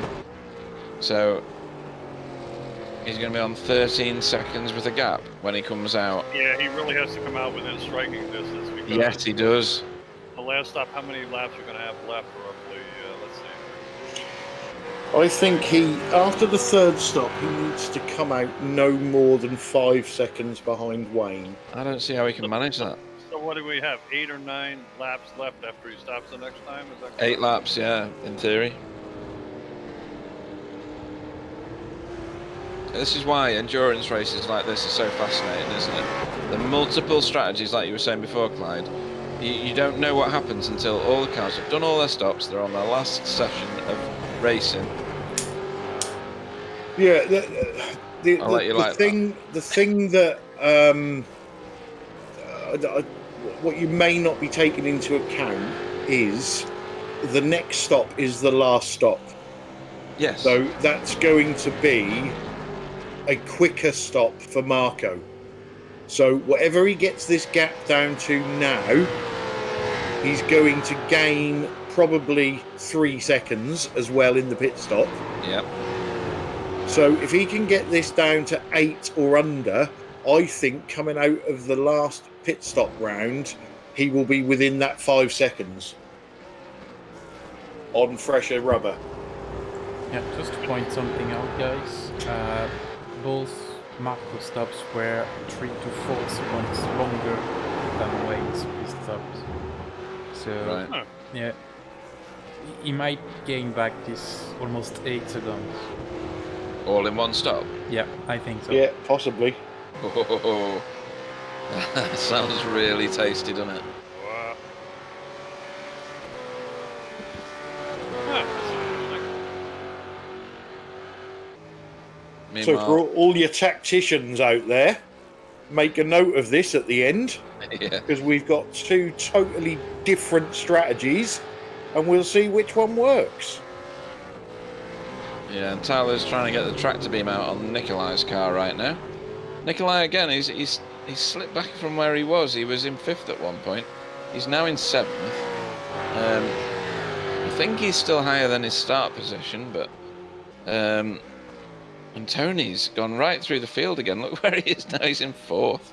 Yeah, I think on net positions, Nikolai was probably up in 6th, with taking into account pit stops. But I think Tony has done a Namela on them and jumped Nikolai, Jamie, and Greg on that round of pit stops. Right. And he's got air in front of him as well, hasn't he now? So he'll be in free air. It's just, when does Tony stop next? Because he was the first one to stop in that round. He actually came a lap early. So he only did 13 laps on that stint. Which means he'll have had a lap in hand, still in the tank, I mean. Plus whatever got put in during the stop. So maybe he could run a little bit longer in this one and balance that equation. Oh, that's something, isn't it, from Tyler? Yeah.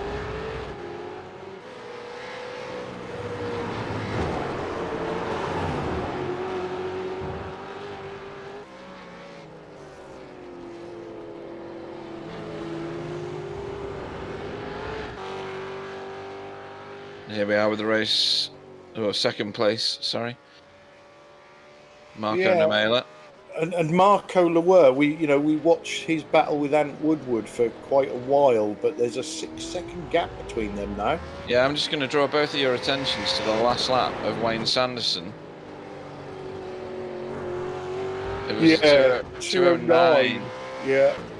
That's in inverted commas slow. I wonder if he had a hiccup somewhere. That's what I'm thinking, Bill. Yeah. Well, not only that, but I think Marco knows that he's got this short stop coming up, and he needs that gap down as much as possible. So he's really giving it some at the moment. Yeah. So who's your effective winner, Clyde? Right now, Namela. Bill. I think Wayne's going to hang on. Wayne Sanderson. Yeah. I think Namela is either going to jump Wayne in this final pit stop, or he's going to come out close enough with newer tyres that he can at least catch him. Passing him is another thing. He's got 8 laps to do it, right? Yeah. So Wayne is scheduled to come in on lap 42. Yeah, that's right. Marco is scheduled to come in on lap 48. One thing you got to remember, 8 laps doesn't sound like a lot, but at Road America, it's 4 miles. Yeah, it's a long way, isn't it, Bill? Yeah. Yes, it is. And Wayne did a 209.2 that last lap round, and Marco did a 208.5. Well, Wayne just needs to keep plugging, because this will come back to him a bit, because he's going to pit 6 laps before Marco, and then he's going to be on the fresher tyres doing the quicker laps, and Marco's going to be on the older tyres. Oh, Marco will follow Wayne in the pits and do a short pit stop and go in front of Wayne. That's what I was wondering earlier. That's the same logic, Sam, that I was thinking about earlier for the last stop. But he's remained constant to his pit stop strategy. But you're right. Either way, it doesn't make any difference now, does it? Because as long as he can get the fuel in the car to get him to the end, he gains the benefit back. I will burn the tire now, which it looks like what he's doing, because all of his sector are faster than Wayne's, and he just follow Wayne's to the pits. And, I'm with Sam. Me and Sam were like that. You can't see, but I'm crossing my fingers. Yeah, for once I agree with you, Pete. Yeah. Good point. Clyde's wrong. So you think Marco is going to come in with Wayne? I think it's entirely possible, because he's putting in really fast laps now. He's having his tyres off. Okay, well, we will find out in 6 laps' time. Yep. I won't, because unfortunately I've got to leave the session now. Oh, yeah. Sorry, guys. No, you can't. Real life sometimes takes over, and that's the case right now. I'm going to love you all and leave you, everybody in the booth and the spectators sat on their chairs at home enjoying this. I will tune in when I can and see what happened, but I shall disappear for right now. Hope all goes well, Pete. Thank you. Catch you later, buddy. Bye now. See you, Pete. See ya. So this is all plot and intrigue now, and this is what those endurance races bring out. We don't know what's going to happen. Sometimes the drivers don't know what's going to happen. No, anything can happen. Matter of fact, Marco Namela is beginning to get the same camera shot here. He's getting close. Yeah, it's down to 7.5 seconds. Come on, Wayne, go, baby. Nothing against Marco Namela. I like him too.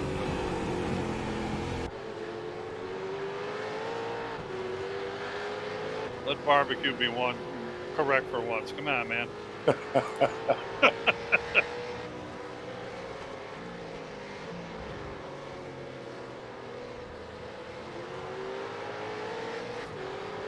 And Wayne needs this win, because yeah, he does. Tony Klosterman's in front of him in the championship and currently 2 places behind him. And Marco Namela is two places in the championship ahead. So He needs this to tighten things up again. Yeah, it would be a boost for him. I mean, he's a front runner, but you know, he's always kind of the bridesmaid here, which is too bad. But hey, his day is going to come, no doubt.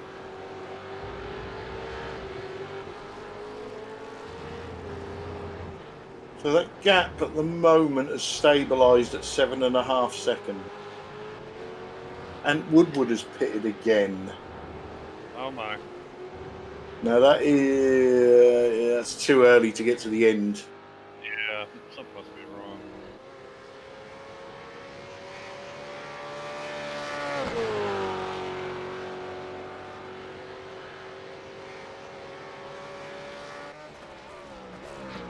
And of course, Wayne Sanderson also this year is XVR's newest driver in the V8 Supercar. He certainly is.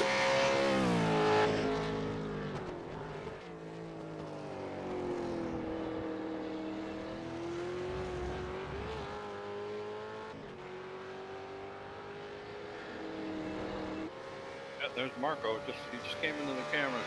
Right Yeah, last lap they were very even. 8 thousandths in it. Or 800ths in it, sorry.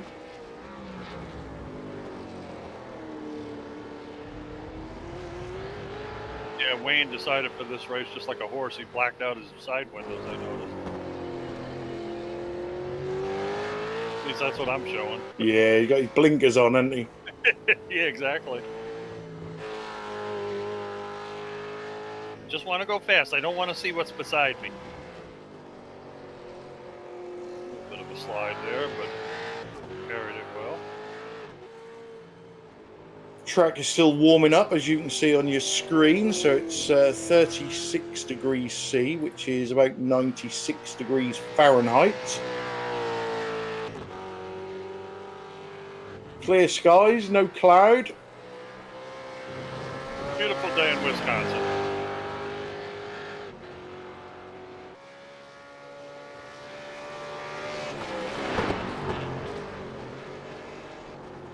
So Marco looks Whoa, like baby, hang on. We went in a little hot that time. Yeah. I was just going to say, it looks like Marco's took a bit out of him on this lap, but he certainly will now. Yeah, he lost some time on that corner. Canada corner for sure.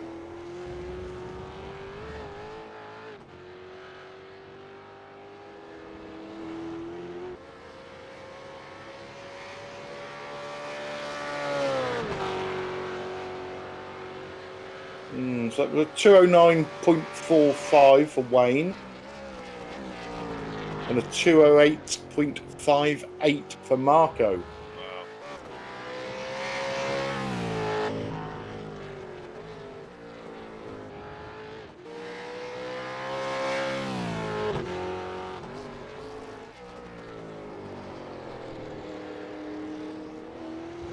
Oh, So- boy, there.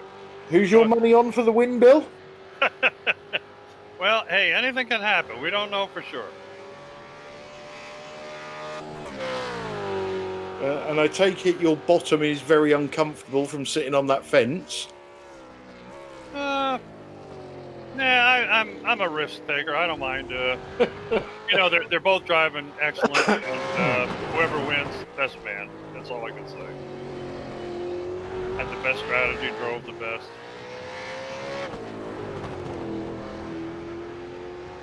Well, we know Marco Numella's a very good driver. Wayne's an up-and-comer, and will definitely get better, no doubt.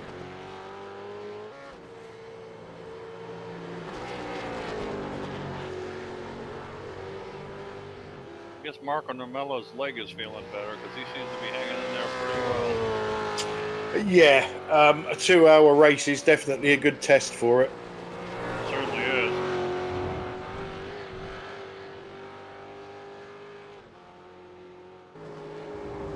Well, I think Marco goes through the kink better than any driver out here today. I'll tell you, he hits that sucker perfectly every time.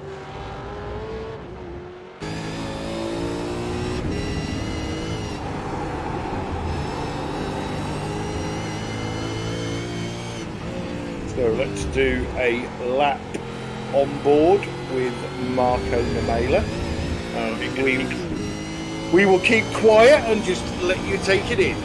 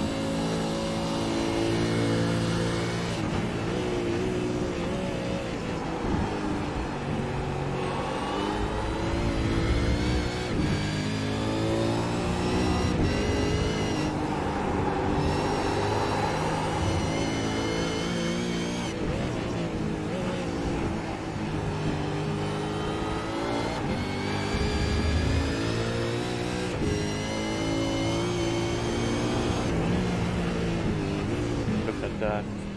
Oh, pit stop. Ooh. Who was right?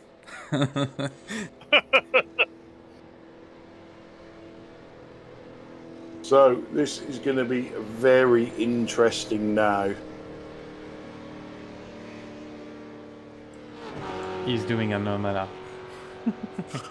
Yeah, he's doing it on this stop for sure. Yeah, Namella is trying to out Namella Sanderson.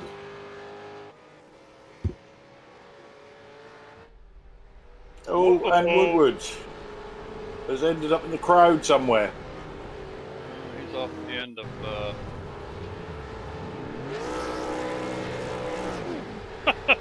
No victory lap yet, there, man.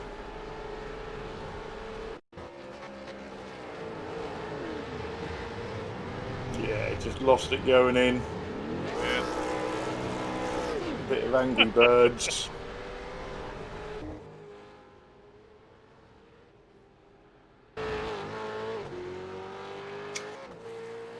So Wayne is not due in until the lap after this one. Does he come a lap early? I think he oughta. Tyler Newitt is in.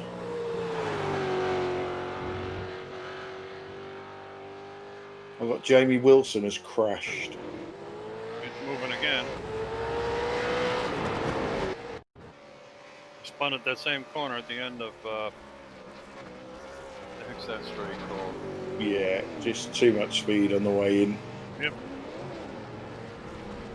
And then nearly lost it trying to get it back.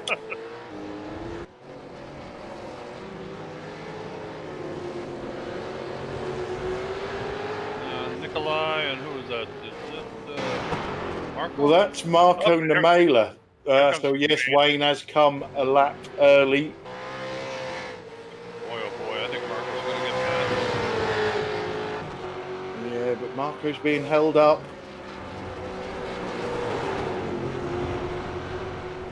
Whoa! How the heck did he hold that from spinning? Jeez.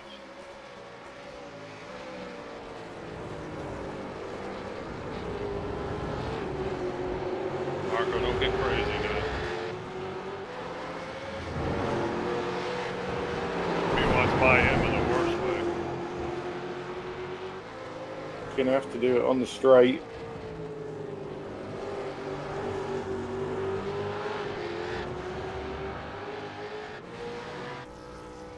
Wayne's still in the pits. Marco should be coming up over the hill now. Oh boy, this is close. Marco's going to pass him. Oh my, look at this. Wow. It's on. Brilliant move by Marco Namella, though. That was our expert on distance racing, Sam Boozin, called that one.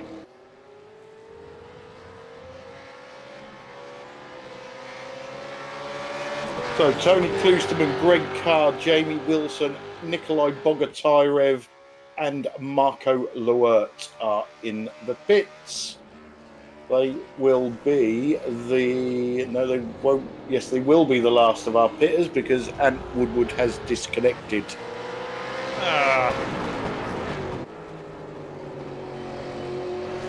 And I don't think it's for a potty break today either.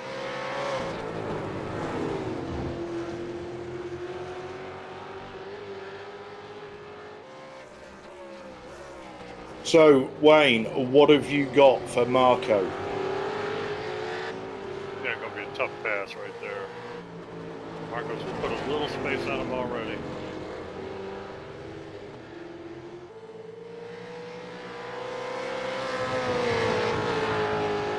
Wayne has 1 lap fresher tyres, which isn't going to make a tremendous amount of difference. Nothing. Richard Allsop is there, our last pitter from the lead.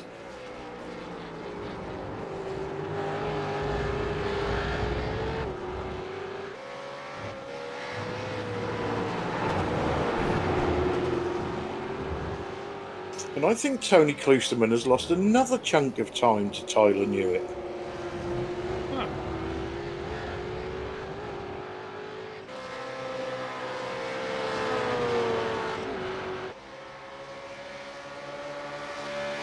Long pits time for Tony. 1 minute, Yeah. 11 seconds, so I think that might be a penalty. Oh yeah, 1:11:53. God.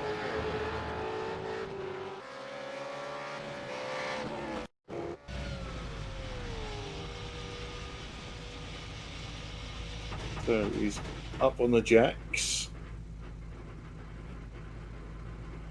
He should go as soon as the car drops. Oh, this is Wayne, isn't it? Sorry. Thought it was Tony. Here's Tony. Should have been Tony from the start.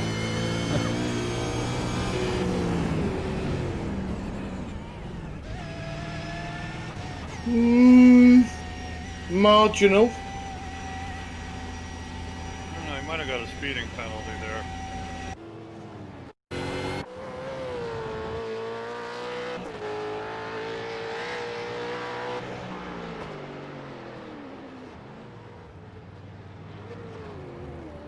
I'm not convinced. Yeah. Yeah, that's pretty close.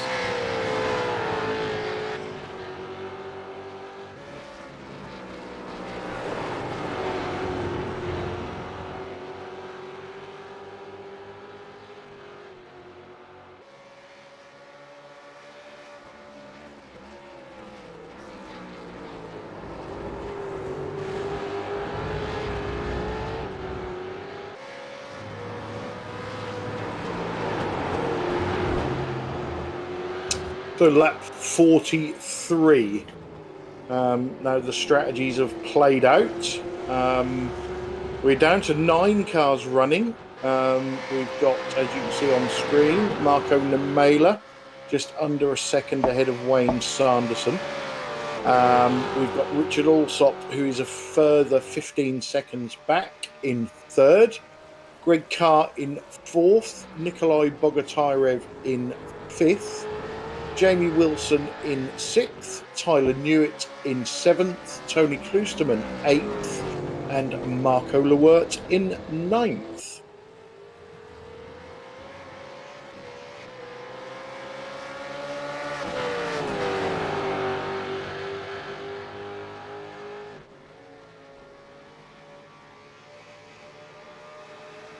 So Marco isn't getting away. We can see that. Is he just doing enough to conserve his tyres?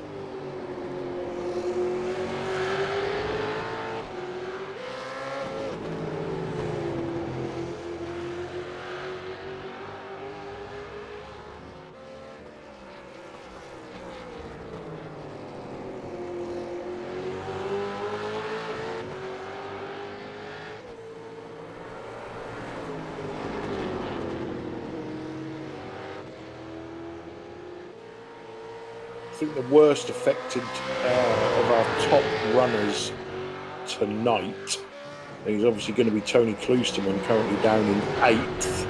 He's, whoa, Marco Namela! He's going to defend hard now.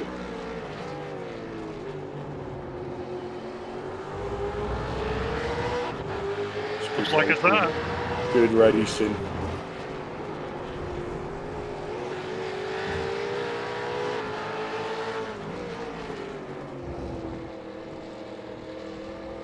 So Wayne's done him, but now we've got the drag.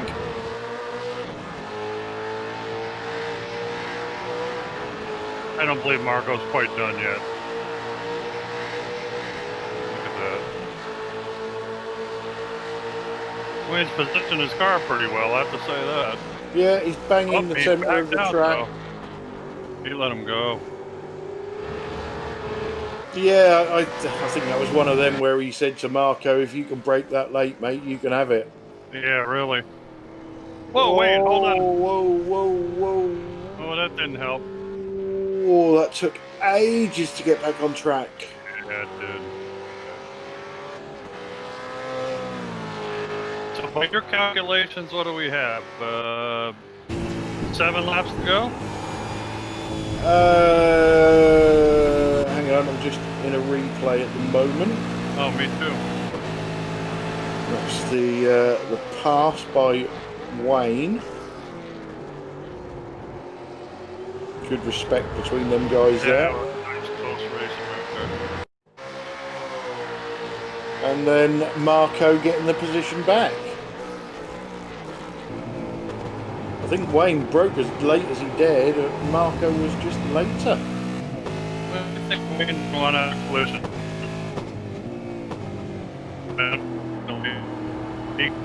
That corner, too bad. The ice patch. So we've got probably 11 or 12 laps, Bill. Okay, thank you. We're currently on 45. We're expecting it to end 56/57. Okay. Alrighty.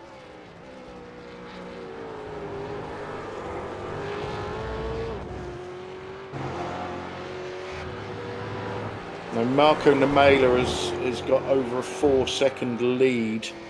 That's going to be tough for Wayne.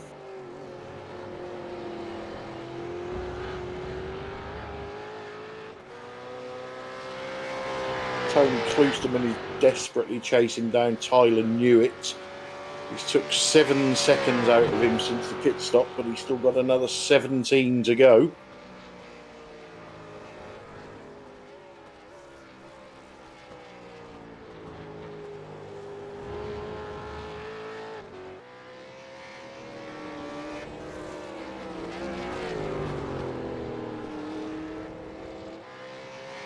And if Wayne Sanderson watches this back and he doesn't win, keep an eye on the chat and you will see that Lame O'Connor lost the race for you.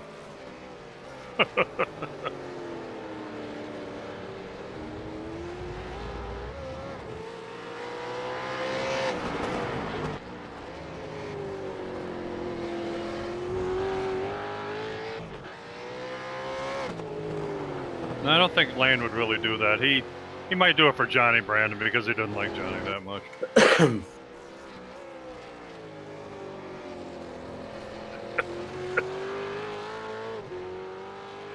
Yeah, see, I'm not sure Wayne has got anything. He's eking into it, but 10 laps maybe.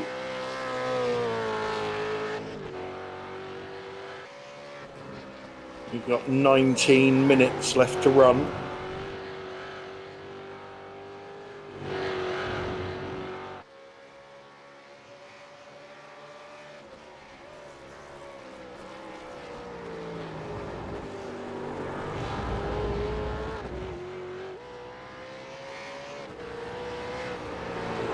Marco Lewerk currently running at the back, but picking up big points because he's going to, worst case, get a 9th place finish. I was going to say Marco Namella, unless he does something wrong, he's pretty much a shoe-in right now. Yeah, we've not really got any close battles at the moment. Like I say, Tony Kloosterman is taking time out of Tyler Newitt, hand over fist. It's down to 15 seconds now. Jamie Wilson keeps taking half a second to a second off of Nikolai Bogotyrev, but then Nikolai pulls away again. And the gap between first and second is fairly stable. So I think it's going to take an accident for anything to really close up and give us some excitement. We certainly don't want accidents for sure. Jamie Wilson's trying his hardest to have an accident.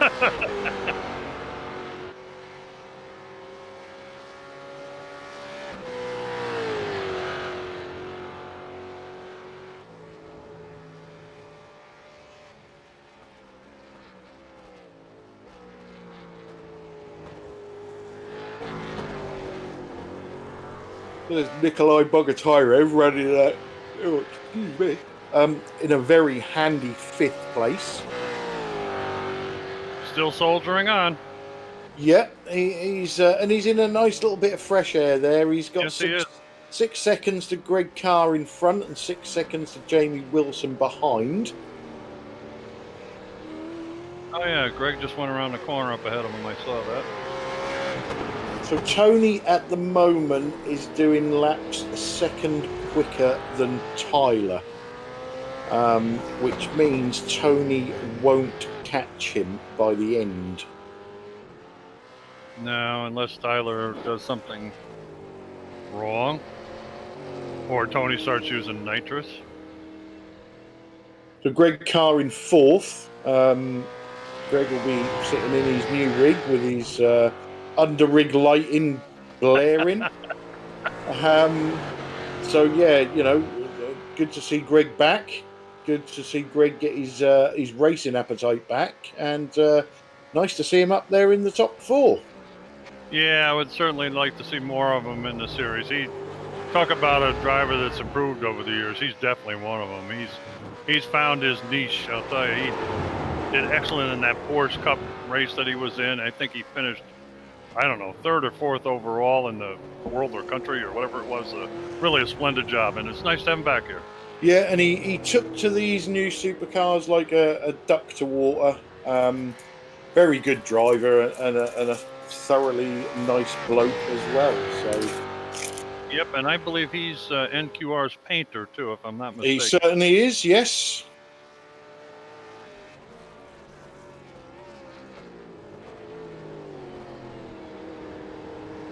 And I know what it's like to paint for teams. It can be a real pain in the backside. Speaking of which, you've done an excellent job. You've certainly come along with that.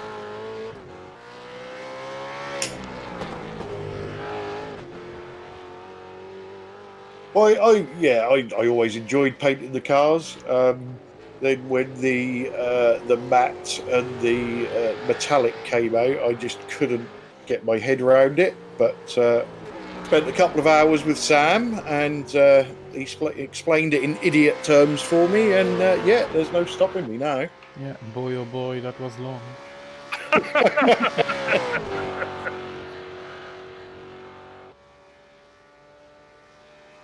It would have took 10 minutes if I could have got one of them universal translators they have in Star Trek, so I knew what he was actually on about. But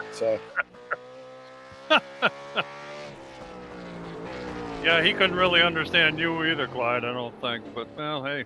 No. Whoa, Marco, we're almost off the road there. So, and Woodward parked it because he's hurt his back. Oh, no, that's too bad. That's probably something to do with his wallet, I would have thought. So we'll have to have a word with Stacey, see if she can empty that a bit. See if we can get the truth. Yeah, ease the pain off of Ant's back. That's too bad. So this gap has been stable at about 4 seconds for a few laps now. Which, although Wayne would like to see it come down, he must be happy that Namela's not driving away from him. Well, hey, Wayne's done a bang-up job today. Yeah, there's lots of positives he can take from this. No doubt.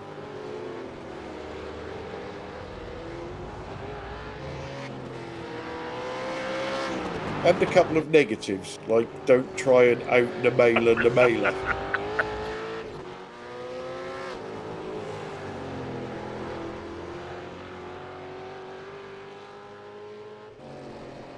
And I suppose, to be fair to Marco, he had to change it up because everybody knew what he was going to do. He was going to come in as soon as he possibly could and get the undercut, and he threw all of us. Yeah, he's a crafty little guy, no doubt about that. And it works so far.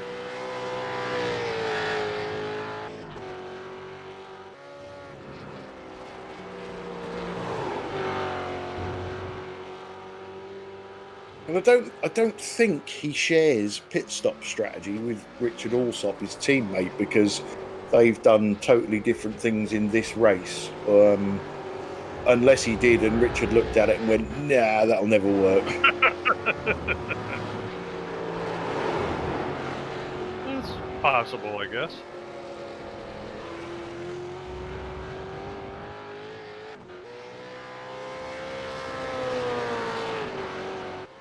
So Wayne's took a little bit out of him there, but nothing major. Let's have a look on this lap. So a 209.4 for Marco.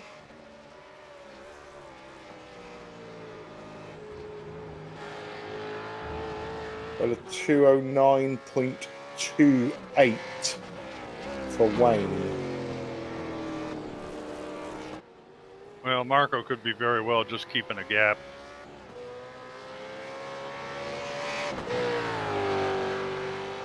Matter of fact, one of his interviews before, I think he mentioned that he kept a certain gap when he got ahead. So that's very possible. And that's not an easy thing to do either. No, it isn't.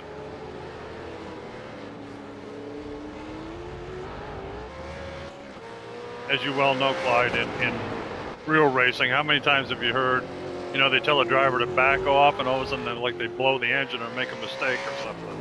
Yeah, that's right. Yeah, because you get so used to, your braking points and what speed you're carrying through the corners, and then to try and slow it down a little bit, you can quite easily make a mistake. Exactly.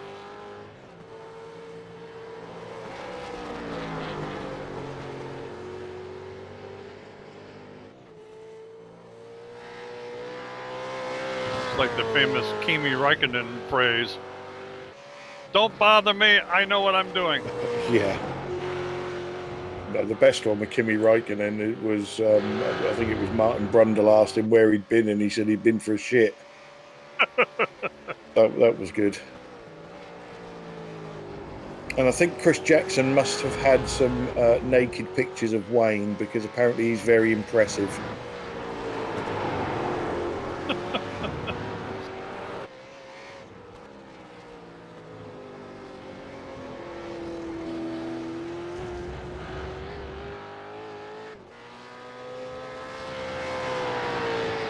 So Marco Namela about to start lap 51. We've got just under 10 minutes to go.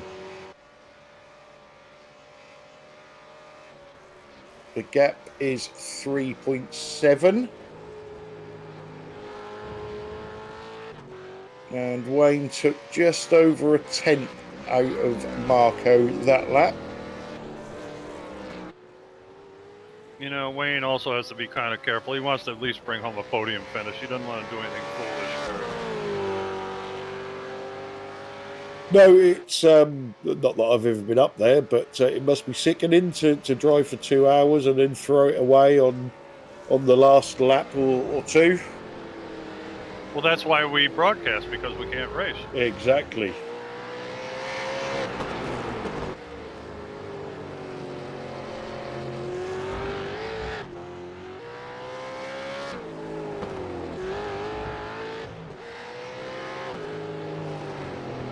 So lots of talk on the chat that Johnny Brandon is going to be replaced by Wayne Sanderson in the top team at XVR.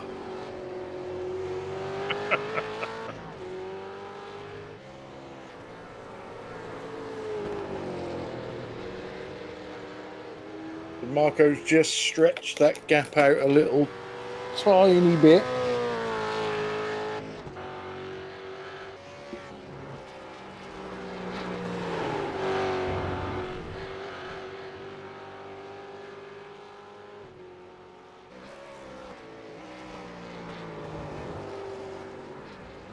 Nikolai Bogotyrev still sitting pretty in 5th.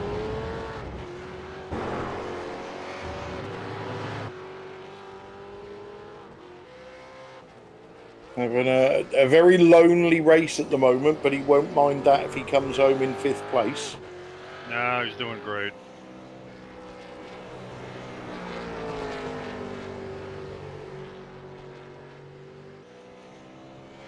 Tony Kloosterman is still taking a second a lap out of Tyler Newitt, but it's not going to get him anything in the end.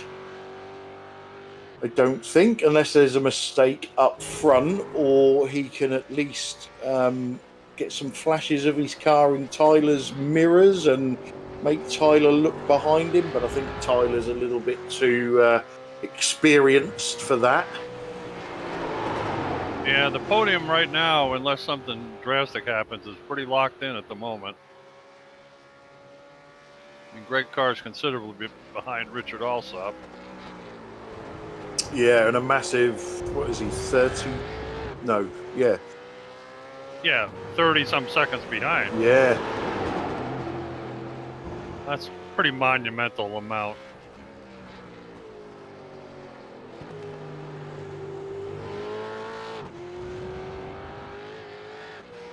I'll tell you, Tyler Newitt's doing a bang-up job. He's pretty much had a couple little boo-boos today, but nothing serious. He's still running out there. Yeah, he's had some battles, sitting pretty in 7th, so he's going to be happy with that. He told us last night that, you know, he'd been missing for a while, but now he's back again. So it's someone that we can watch and watch them improve. Another one out of the XVR stable. He's another one of their drivers that's, you know, building toward being a lot better, and he's pretty good right now, so he's doing a bang-up job. And I think I'm right in saying I see an announcement today that another one of our league drivers, Nicole Foggy, has got himself a drive with Pure Sims. Whoa, Tyler, hold on to it, son. Oh, nice catch. We got to drive with Pure Sims, huh? Yeah, so they are right up there in the iRacing teams. So Yeah, for sure. yeah, congratulations to Nicole. I'm sure he'll still be racing for XVR in other series. He's an amazing talent, for sure. Yeah, I didn't. I must have missed the announcement that Johnny Brandon's going to drive for him, because I just didn't see that. So just shows how much quicker Nicole is than his teammate Johnny Brandon. Yeah, Johnny Brandon's no slouch either.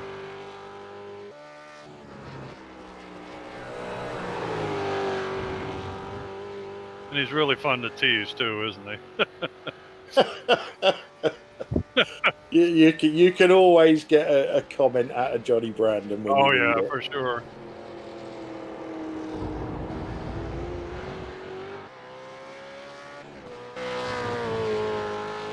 So Marco Lewerk currently, if you want to feel down, he's currently last. If you want to feel up, he's doing really well and running in 9th place. That's right. He's still going. One of the best looking cars out there, in my humble opinion. And he's kind of joined us here on Friday nights in our league, and we're really glad to have him. He's a good little racer.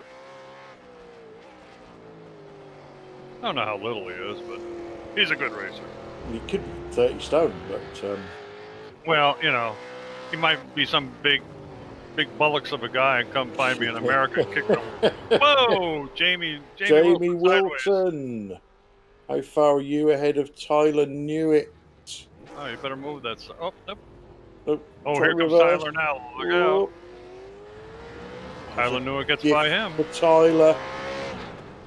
Tony's not that far behind. Tony's going to get by him. Oh, not this time. That's like red rag to a bull for Tony.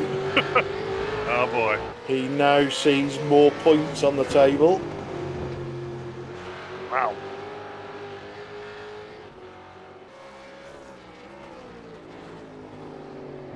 Tony all of a sudden's a little more frisky than he's been for the last 20 minutes, I'm sure.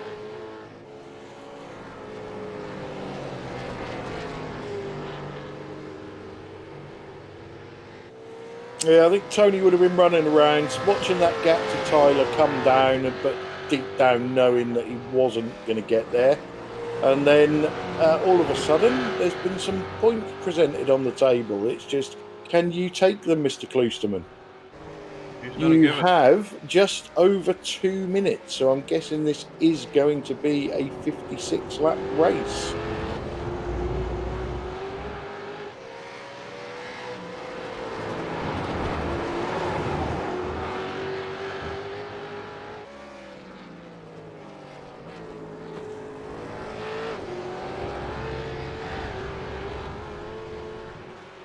Tony Kloosterman's had his adventures today.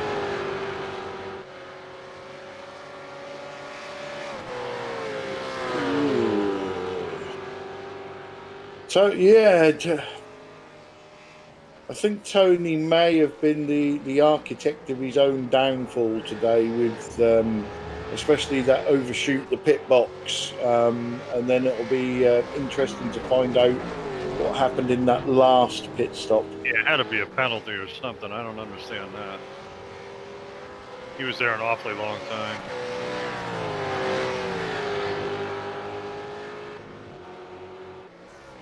He doesn't seem to be able to pull in Jamie Wilson right at this point. Well, Tony was... let's have a look at the laps. Whoops. Might have get him now. Yeah, Jamie actually pitted a lap before Tony, so Tony's tyres are fresher. Tony's closing in now after that little hiccup from Jamie. I believe Marco Namela is now on the final lap.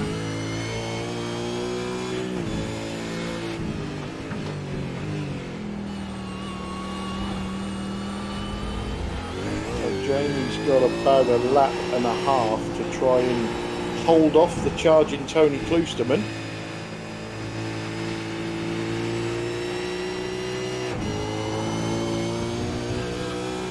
As I said, gift for Tyler Newitt, that puts him up into 6th position.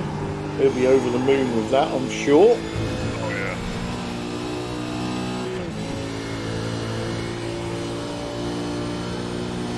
Okay, Tony, here comes your corner, Canada corner.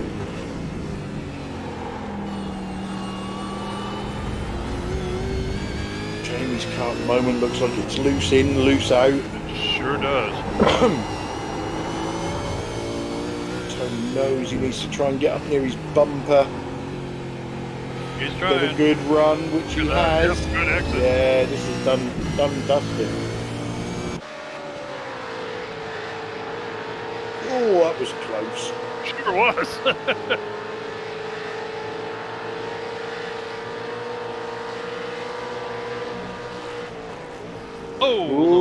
little bump in the back.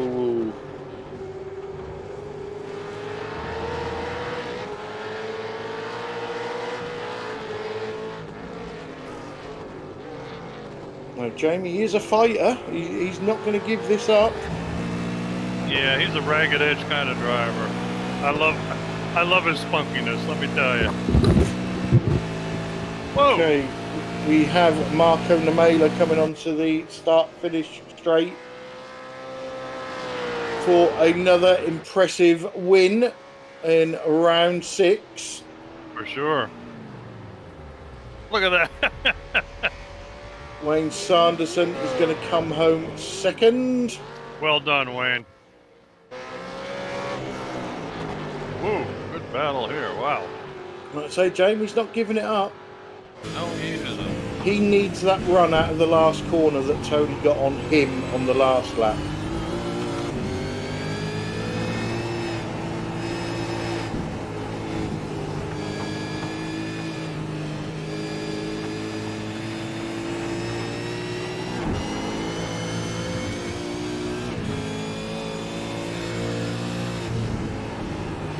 Half a chance here.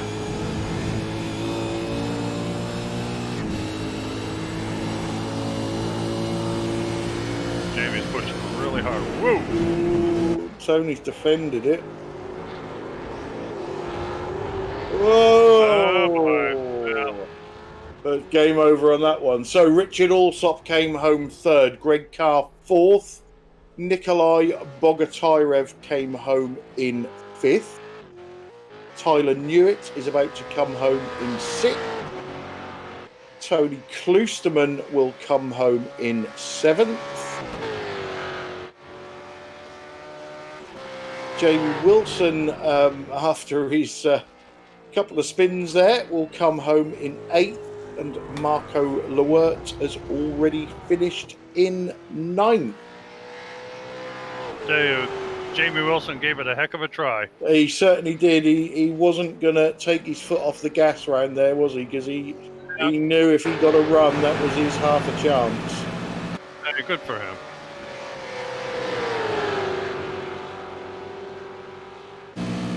So, Bill, that was as exciting as the endurance races usually are. We're kept guessing all the way to the end on what pit strategies people have got, and I thought that was absolutely fantastic. Yeah, I have to totally agree. Hats off to Marco Normella for one of his famous change it up and do the new Normello deal. So a great win for him. Wayne Sanderson gave it a heck of a try. Marco's teammate Richard Alsop came in third. Good to see Greg Carr back. Nikolai Bogatyrev treading along. Good job by him in fifth. Tony Kloosterman had a rough day, but finished in seventh. Tyler Newitt, another outstanding.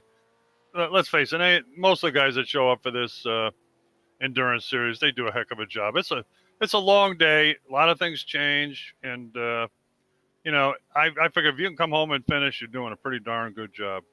Most certainly. Right, so drivers are starting to come in for interviews now. So let's talk to our race winner, Marco Namela, but let's get him off of mute. Marco Namela, welcome to the booth. Thanks.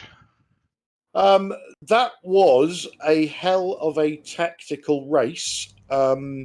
We thought Wayne had out-Namela'd Namela, and then Namela out-Namela'd Sanderson in the end. Your pit stop strategy, was that pre-planned, or was you making it up as you went along? Yeah, it was pre-planned. I knew when Wayne pitted 2 laps earlier, so he basically didn't fuel 2 laps worth of fuel, so that's 2 seconds. No, it's 4 seconds. So after first stint, I needed to be within 4 seconds, and the second stint, I needed to be within like 10 seconds or so. But then I get held up by Nikolai on my outlap, and that was bad. Yeah, we saw that. But ultimately, your tactics paid off. One silly question: why doesn't your teammate run the same pit stop strategy as you? He doesn't trust me. Good answer. Very You good know what? answer. We suspected that, Marco. I tell you. I think we may have mentioned that in the broadcast. But yeah, that was, from our point of view, because we don't know what's going on with the pit stops. It was, give and take between you and Wayne for that, the whole race until the end. But, you had it under control. You knew what you was doing. And that gives you another nice points haul at the top of the championship. So you must be over the moon with that, Marco. Yeah, happy to win, but I made so many mistakes. Lost the car quite a lot of times, so. I don't think you was the only one. Right, well, like I say, congratulations on your win. Before we let you go, anybody you'd like to thank? Richard, I want to thank Richard. He basically had no practice and showed up, and with that pace, so that was a great run for Richard. And RKE, you guys, yeah, Racetech, yeah. Excellent. Well, again, congratulations on the win, mate. And thanks for joining us in the booth. Your race winner, Marco Nemela. Really well done, Marco.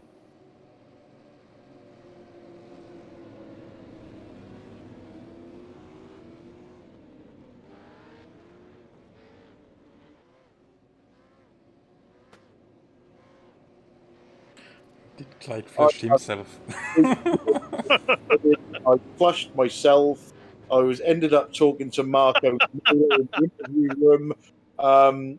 Wayne Sanderson, do you want a commentating job? No, thank you. I'll stick to coming second. So, I just said to Marco, we thought Sanderson had out Nemela, and then Nemela came back and out Nemela Sanderson, and we had absolutely no idea what was going on until just before the last pit stop, and Sam said, I think I know what's going on, and basically got it right. So, obviously you knew what you was doing in your pit stops, but did Marco's tactics confuse you, or did you expect something out of the ordinary from him? No, I didn't really expect too much out of the ordinary from him. I mean, I was trying to mitigate against his usual undercut, to be honest, which is why I kept pitting first, and then he actually caught me out on the last one because I was getting used to him going long, and then he did pit. He pit before me, so that probably made the difference. Yeah, that was my guess. I thought he was going to go another 16 laps and then have a really quick pit stop, come out 5 seconds behind you and have 6-lap fresher tyres, chase you down, and then the battle was on. How well could Wayne Sanderson defend? But he threw us all there. So, but second place, it's not to be scoffed at. You must still be over the moon with that. No, I'm pretty happy with it. I'm a bit disappointed in myself when we did get together. It looked like it was going to be a good battle, at least for a few laps anyway. But I sort of threw it away all on my own, unfortunately. So that was pretty disappointing. But no, still happy with as happy as one can be with second. Yeah, and obviously still in the championship. We know Marco will stretch his lead a little bit at the moment, but looking at the leaderboard, you must be happy from a championship point of view to see Tony Klusterman down in 7th. Oh, I'm not happy to see Tony down in 7th, but it is nice to. You can tell the truth in here, mate. No one's listening.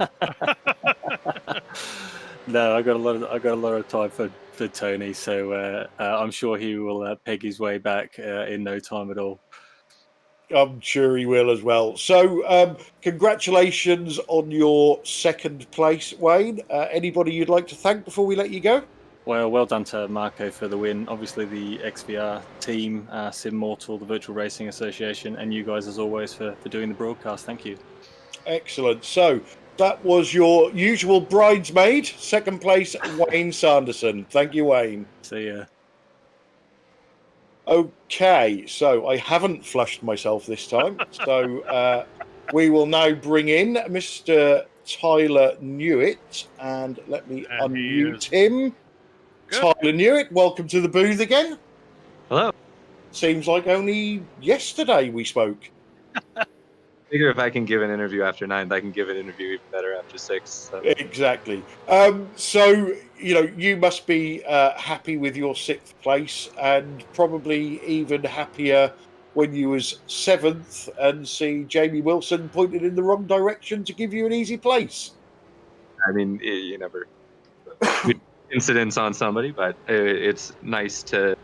I had 8th place pace and I came home 6th, so it's just nice in these cars. It's tough to have a race where you don't make a mistake or you don't get a mistake made for you, especially over 2 hours. So it's just nice. Well, sorry, mate. Yeah, like you say, yeah, it's good to finish. We did see you in some battles throughout that 2 hours. And what's it like? How much does it take out of you wrestling this car around this track for 2 hours? I've got a new-ish, a new rig, and I must have not got the seating quite right because I pretty much couldn't turn the wheel by the end. My shoulders were so sore, but even with a fresh me at the start of the race, I couldn't really keep up with Nikolai, and I changed my strategy about every pit stop and then some to try and undercut him, overcut him. And he had me beaten handily, so it was just a matter of getting the car across the line and then trying to keep Tony at bay, which was stressful. I actually appreciated that Jamie had his incident because I figured he would hold Tony up a little bit. And he sure did. So it was just a good day. Yeah, we was watching Tony chasing you down at the end, but we think you was pretty safe anyway. He was taking about a second a lap out of you, but you had some laps in hand, so you would have been all right. It would have been just as easy for me to do what Jamie did. So yeah, that is always the worry, isn't it? Quite tense for the last stint, pretty much, and I pit about as early as I could, so the tires were quite slippery by the end there. But no, it was a lot of fun. Okie dokie. Well, thanks for joining us in the booth again, and congratulations on your 6th place. Anybody you'd like to thank before we let you go? Yep, just XVR, Virtual Racing Association, Immortal, and you guys for doing the broadcast once again. Excellent. Well, let's say thanks for joining us again, Tyler. Good to have you back, and we'll see you next time. Yeah, well done, Tyler. Yeah, thanks, guys. Okay, so nobody else wants to come in for an interview. So, how do you wrap up a race like that? I really wish we had bigger fields in this Endurance Cup, but we say it every time. The smaller fields still give us fantastic racing. Throw into the mix the pit stops and the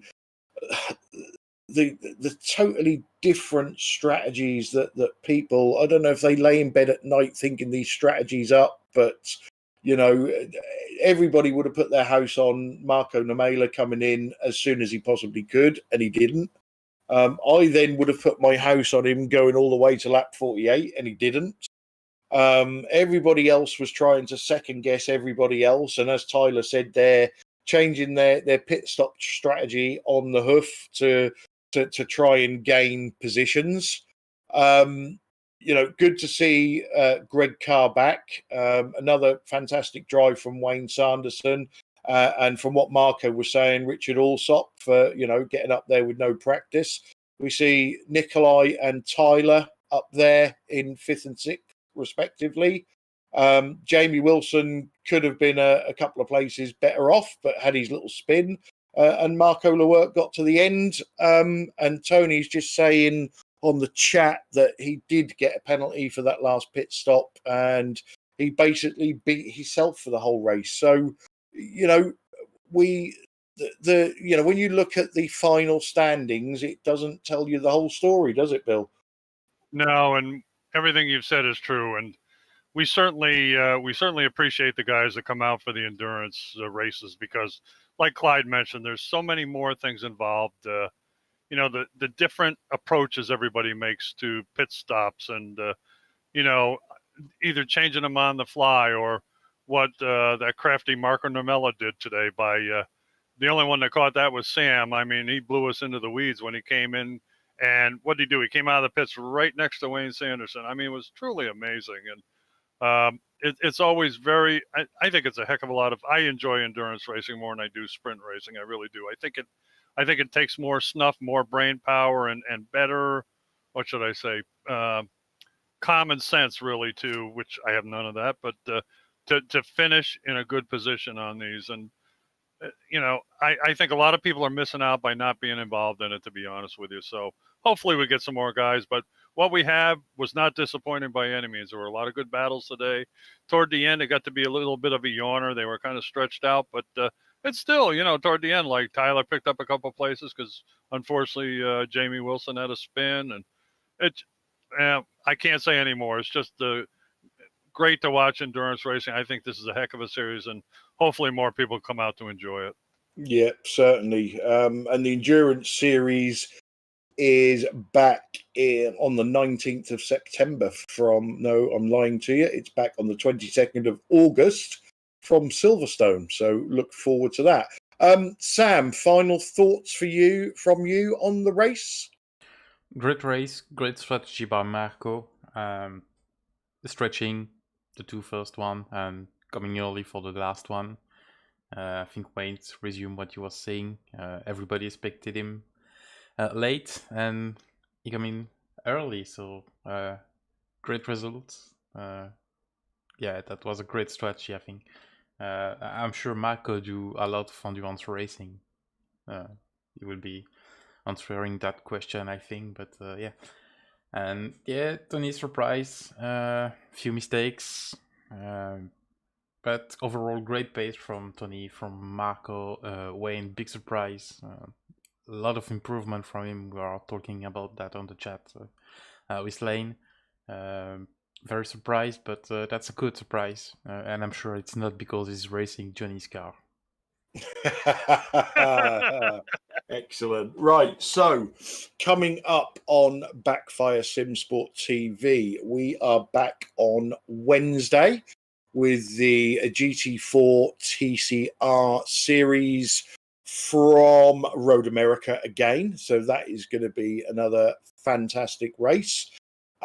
Friday night, we are back with the Friday night European Strength of Field race in the V8 Supercars from Slippery Okayama. And then next Saturday, we're back with the main series, the Racetech V8 ESC Cup, where we will be at Motegi, another slippery Japanese track. So we've got lots coming up for you, folks. Make sure you give us a like. Make sure you subscribe, and you'll never miss the action. I've been Clyde Whiting. I'd like to thank Racetech for sponsoring, Bill and Sam for staying with me to the end, Pete for being a part-timer, all the drivers for taking part in the series. Let's see some more of you out there next time, and for everybody that's watching. So it's good night from me. Good night, everybody, and a big shout out to Racetech for helping us out, and hope to see more guys next time. Have a good evening. Yeah, good night, everybody. Thanks for watching.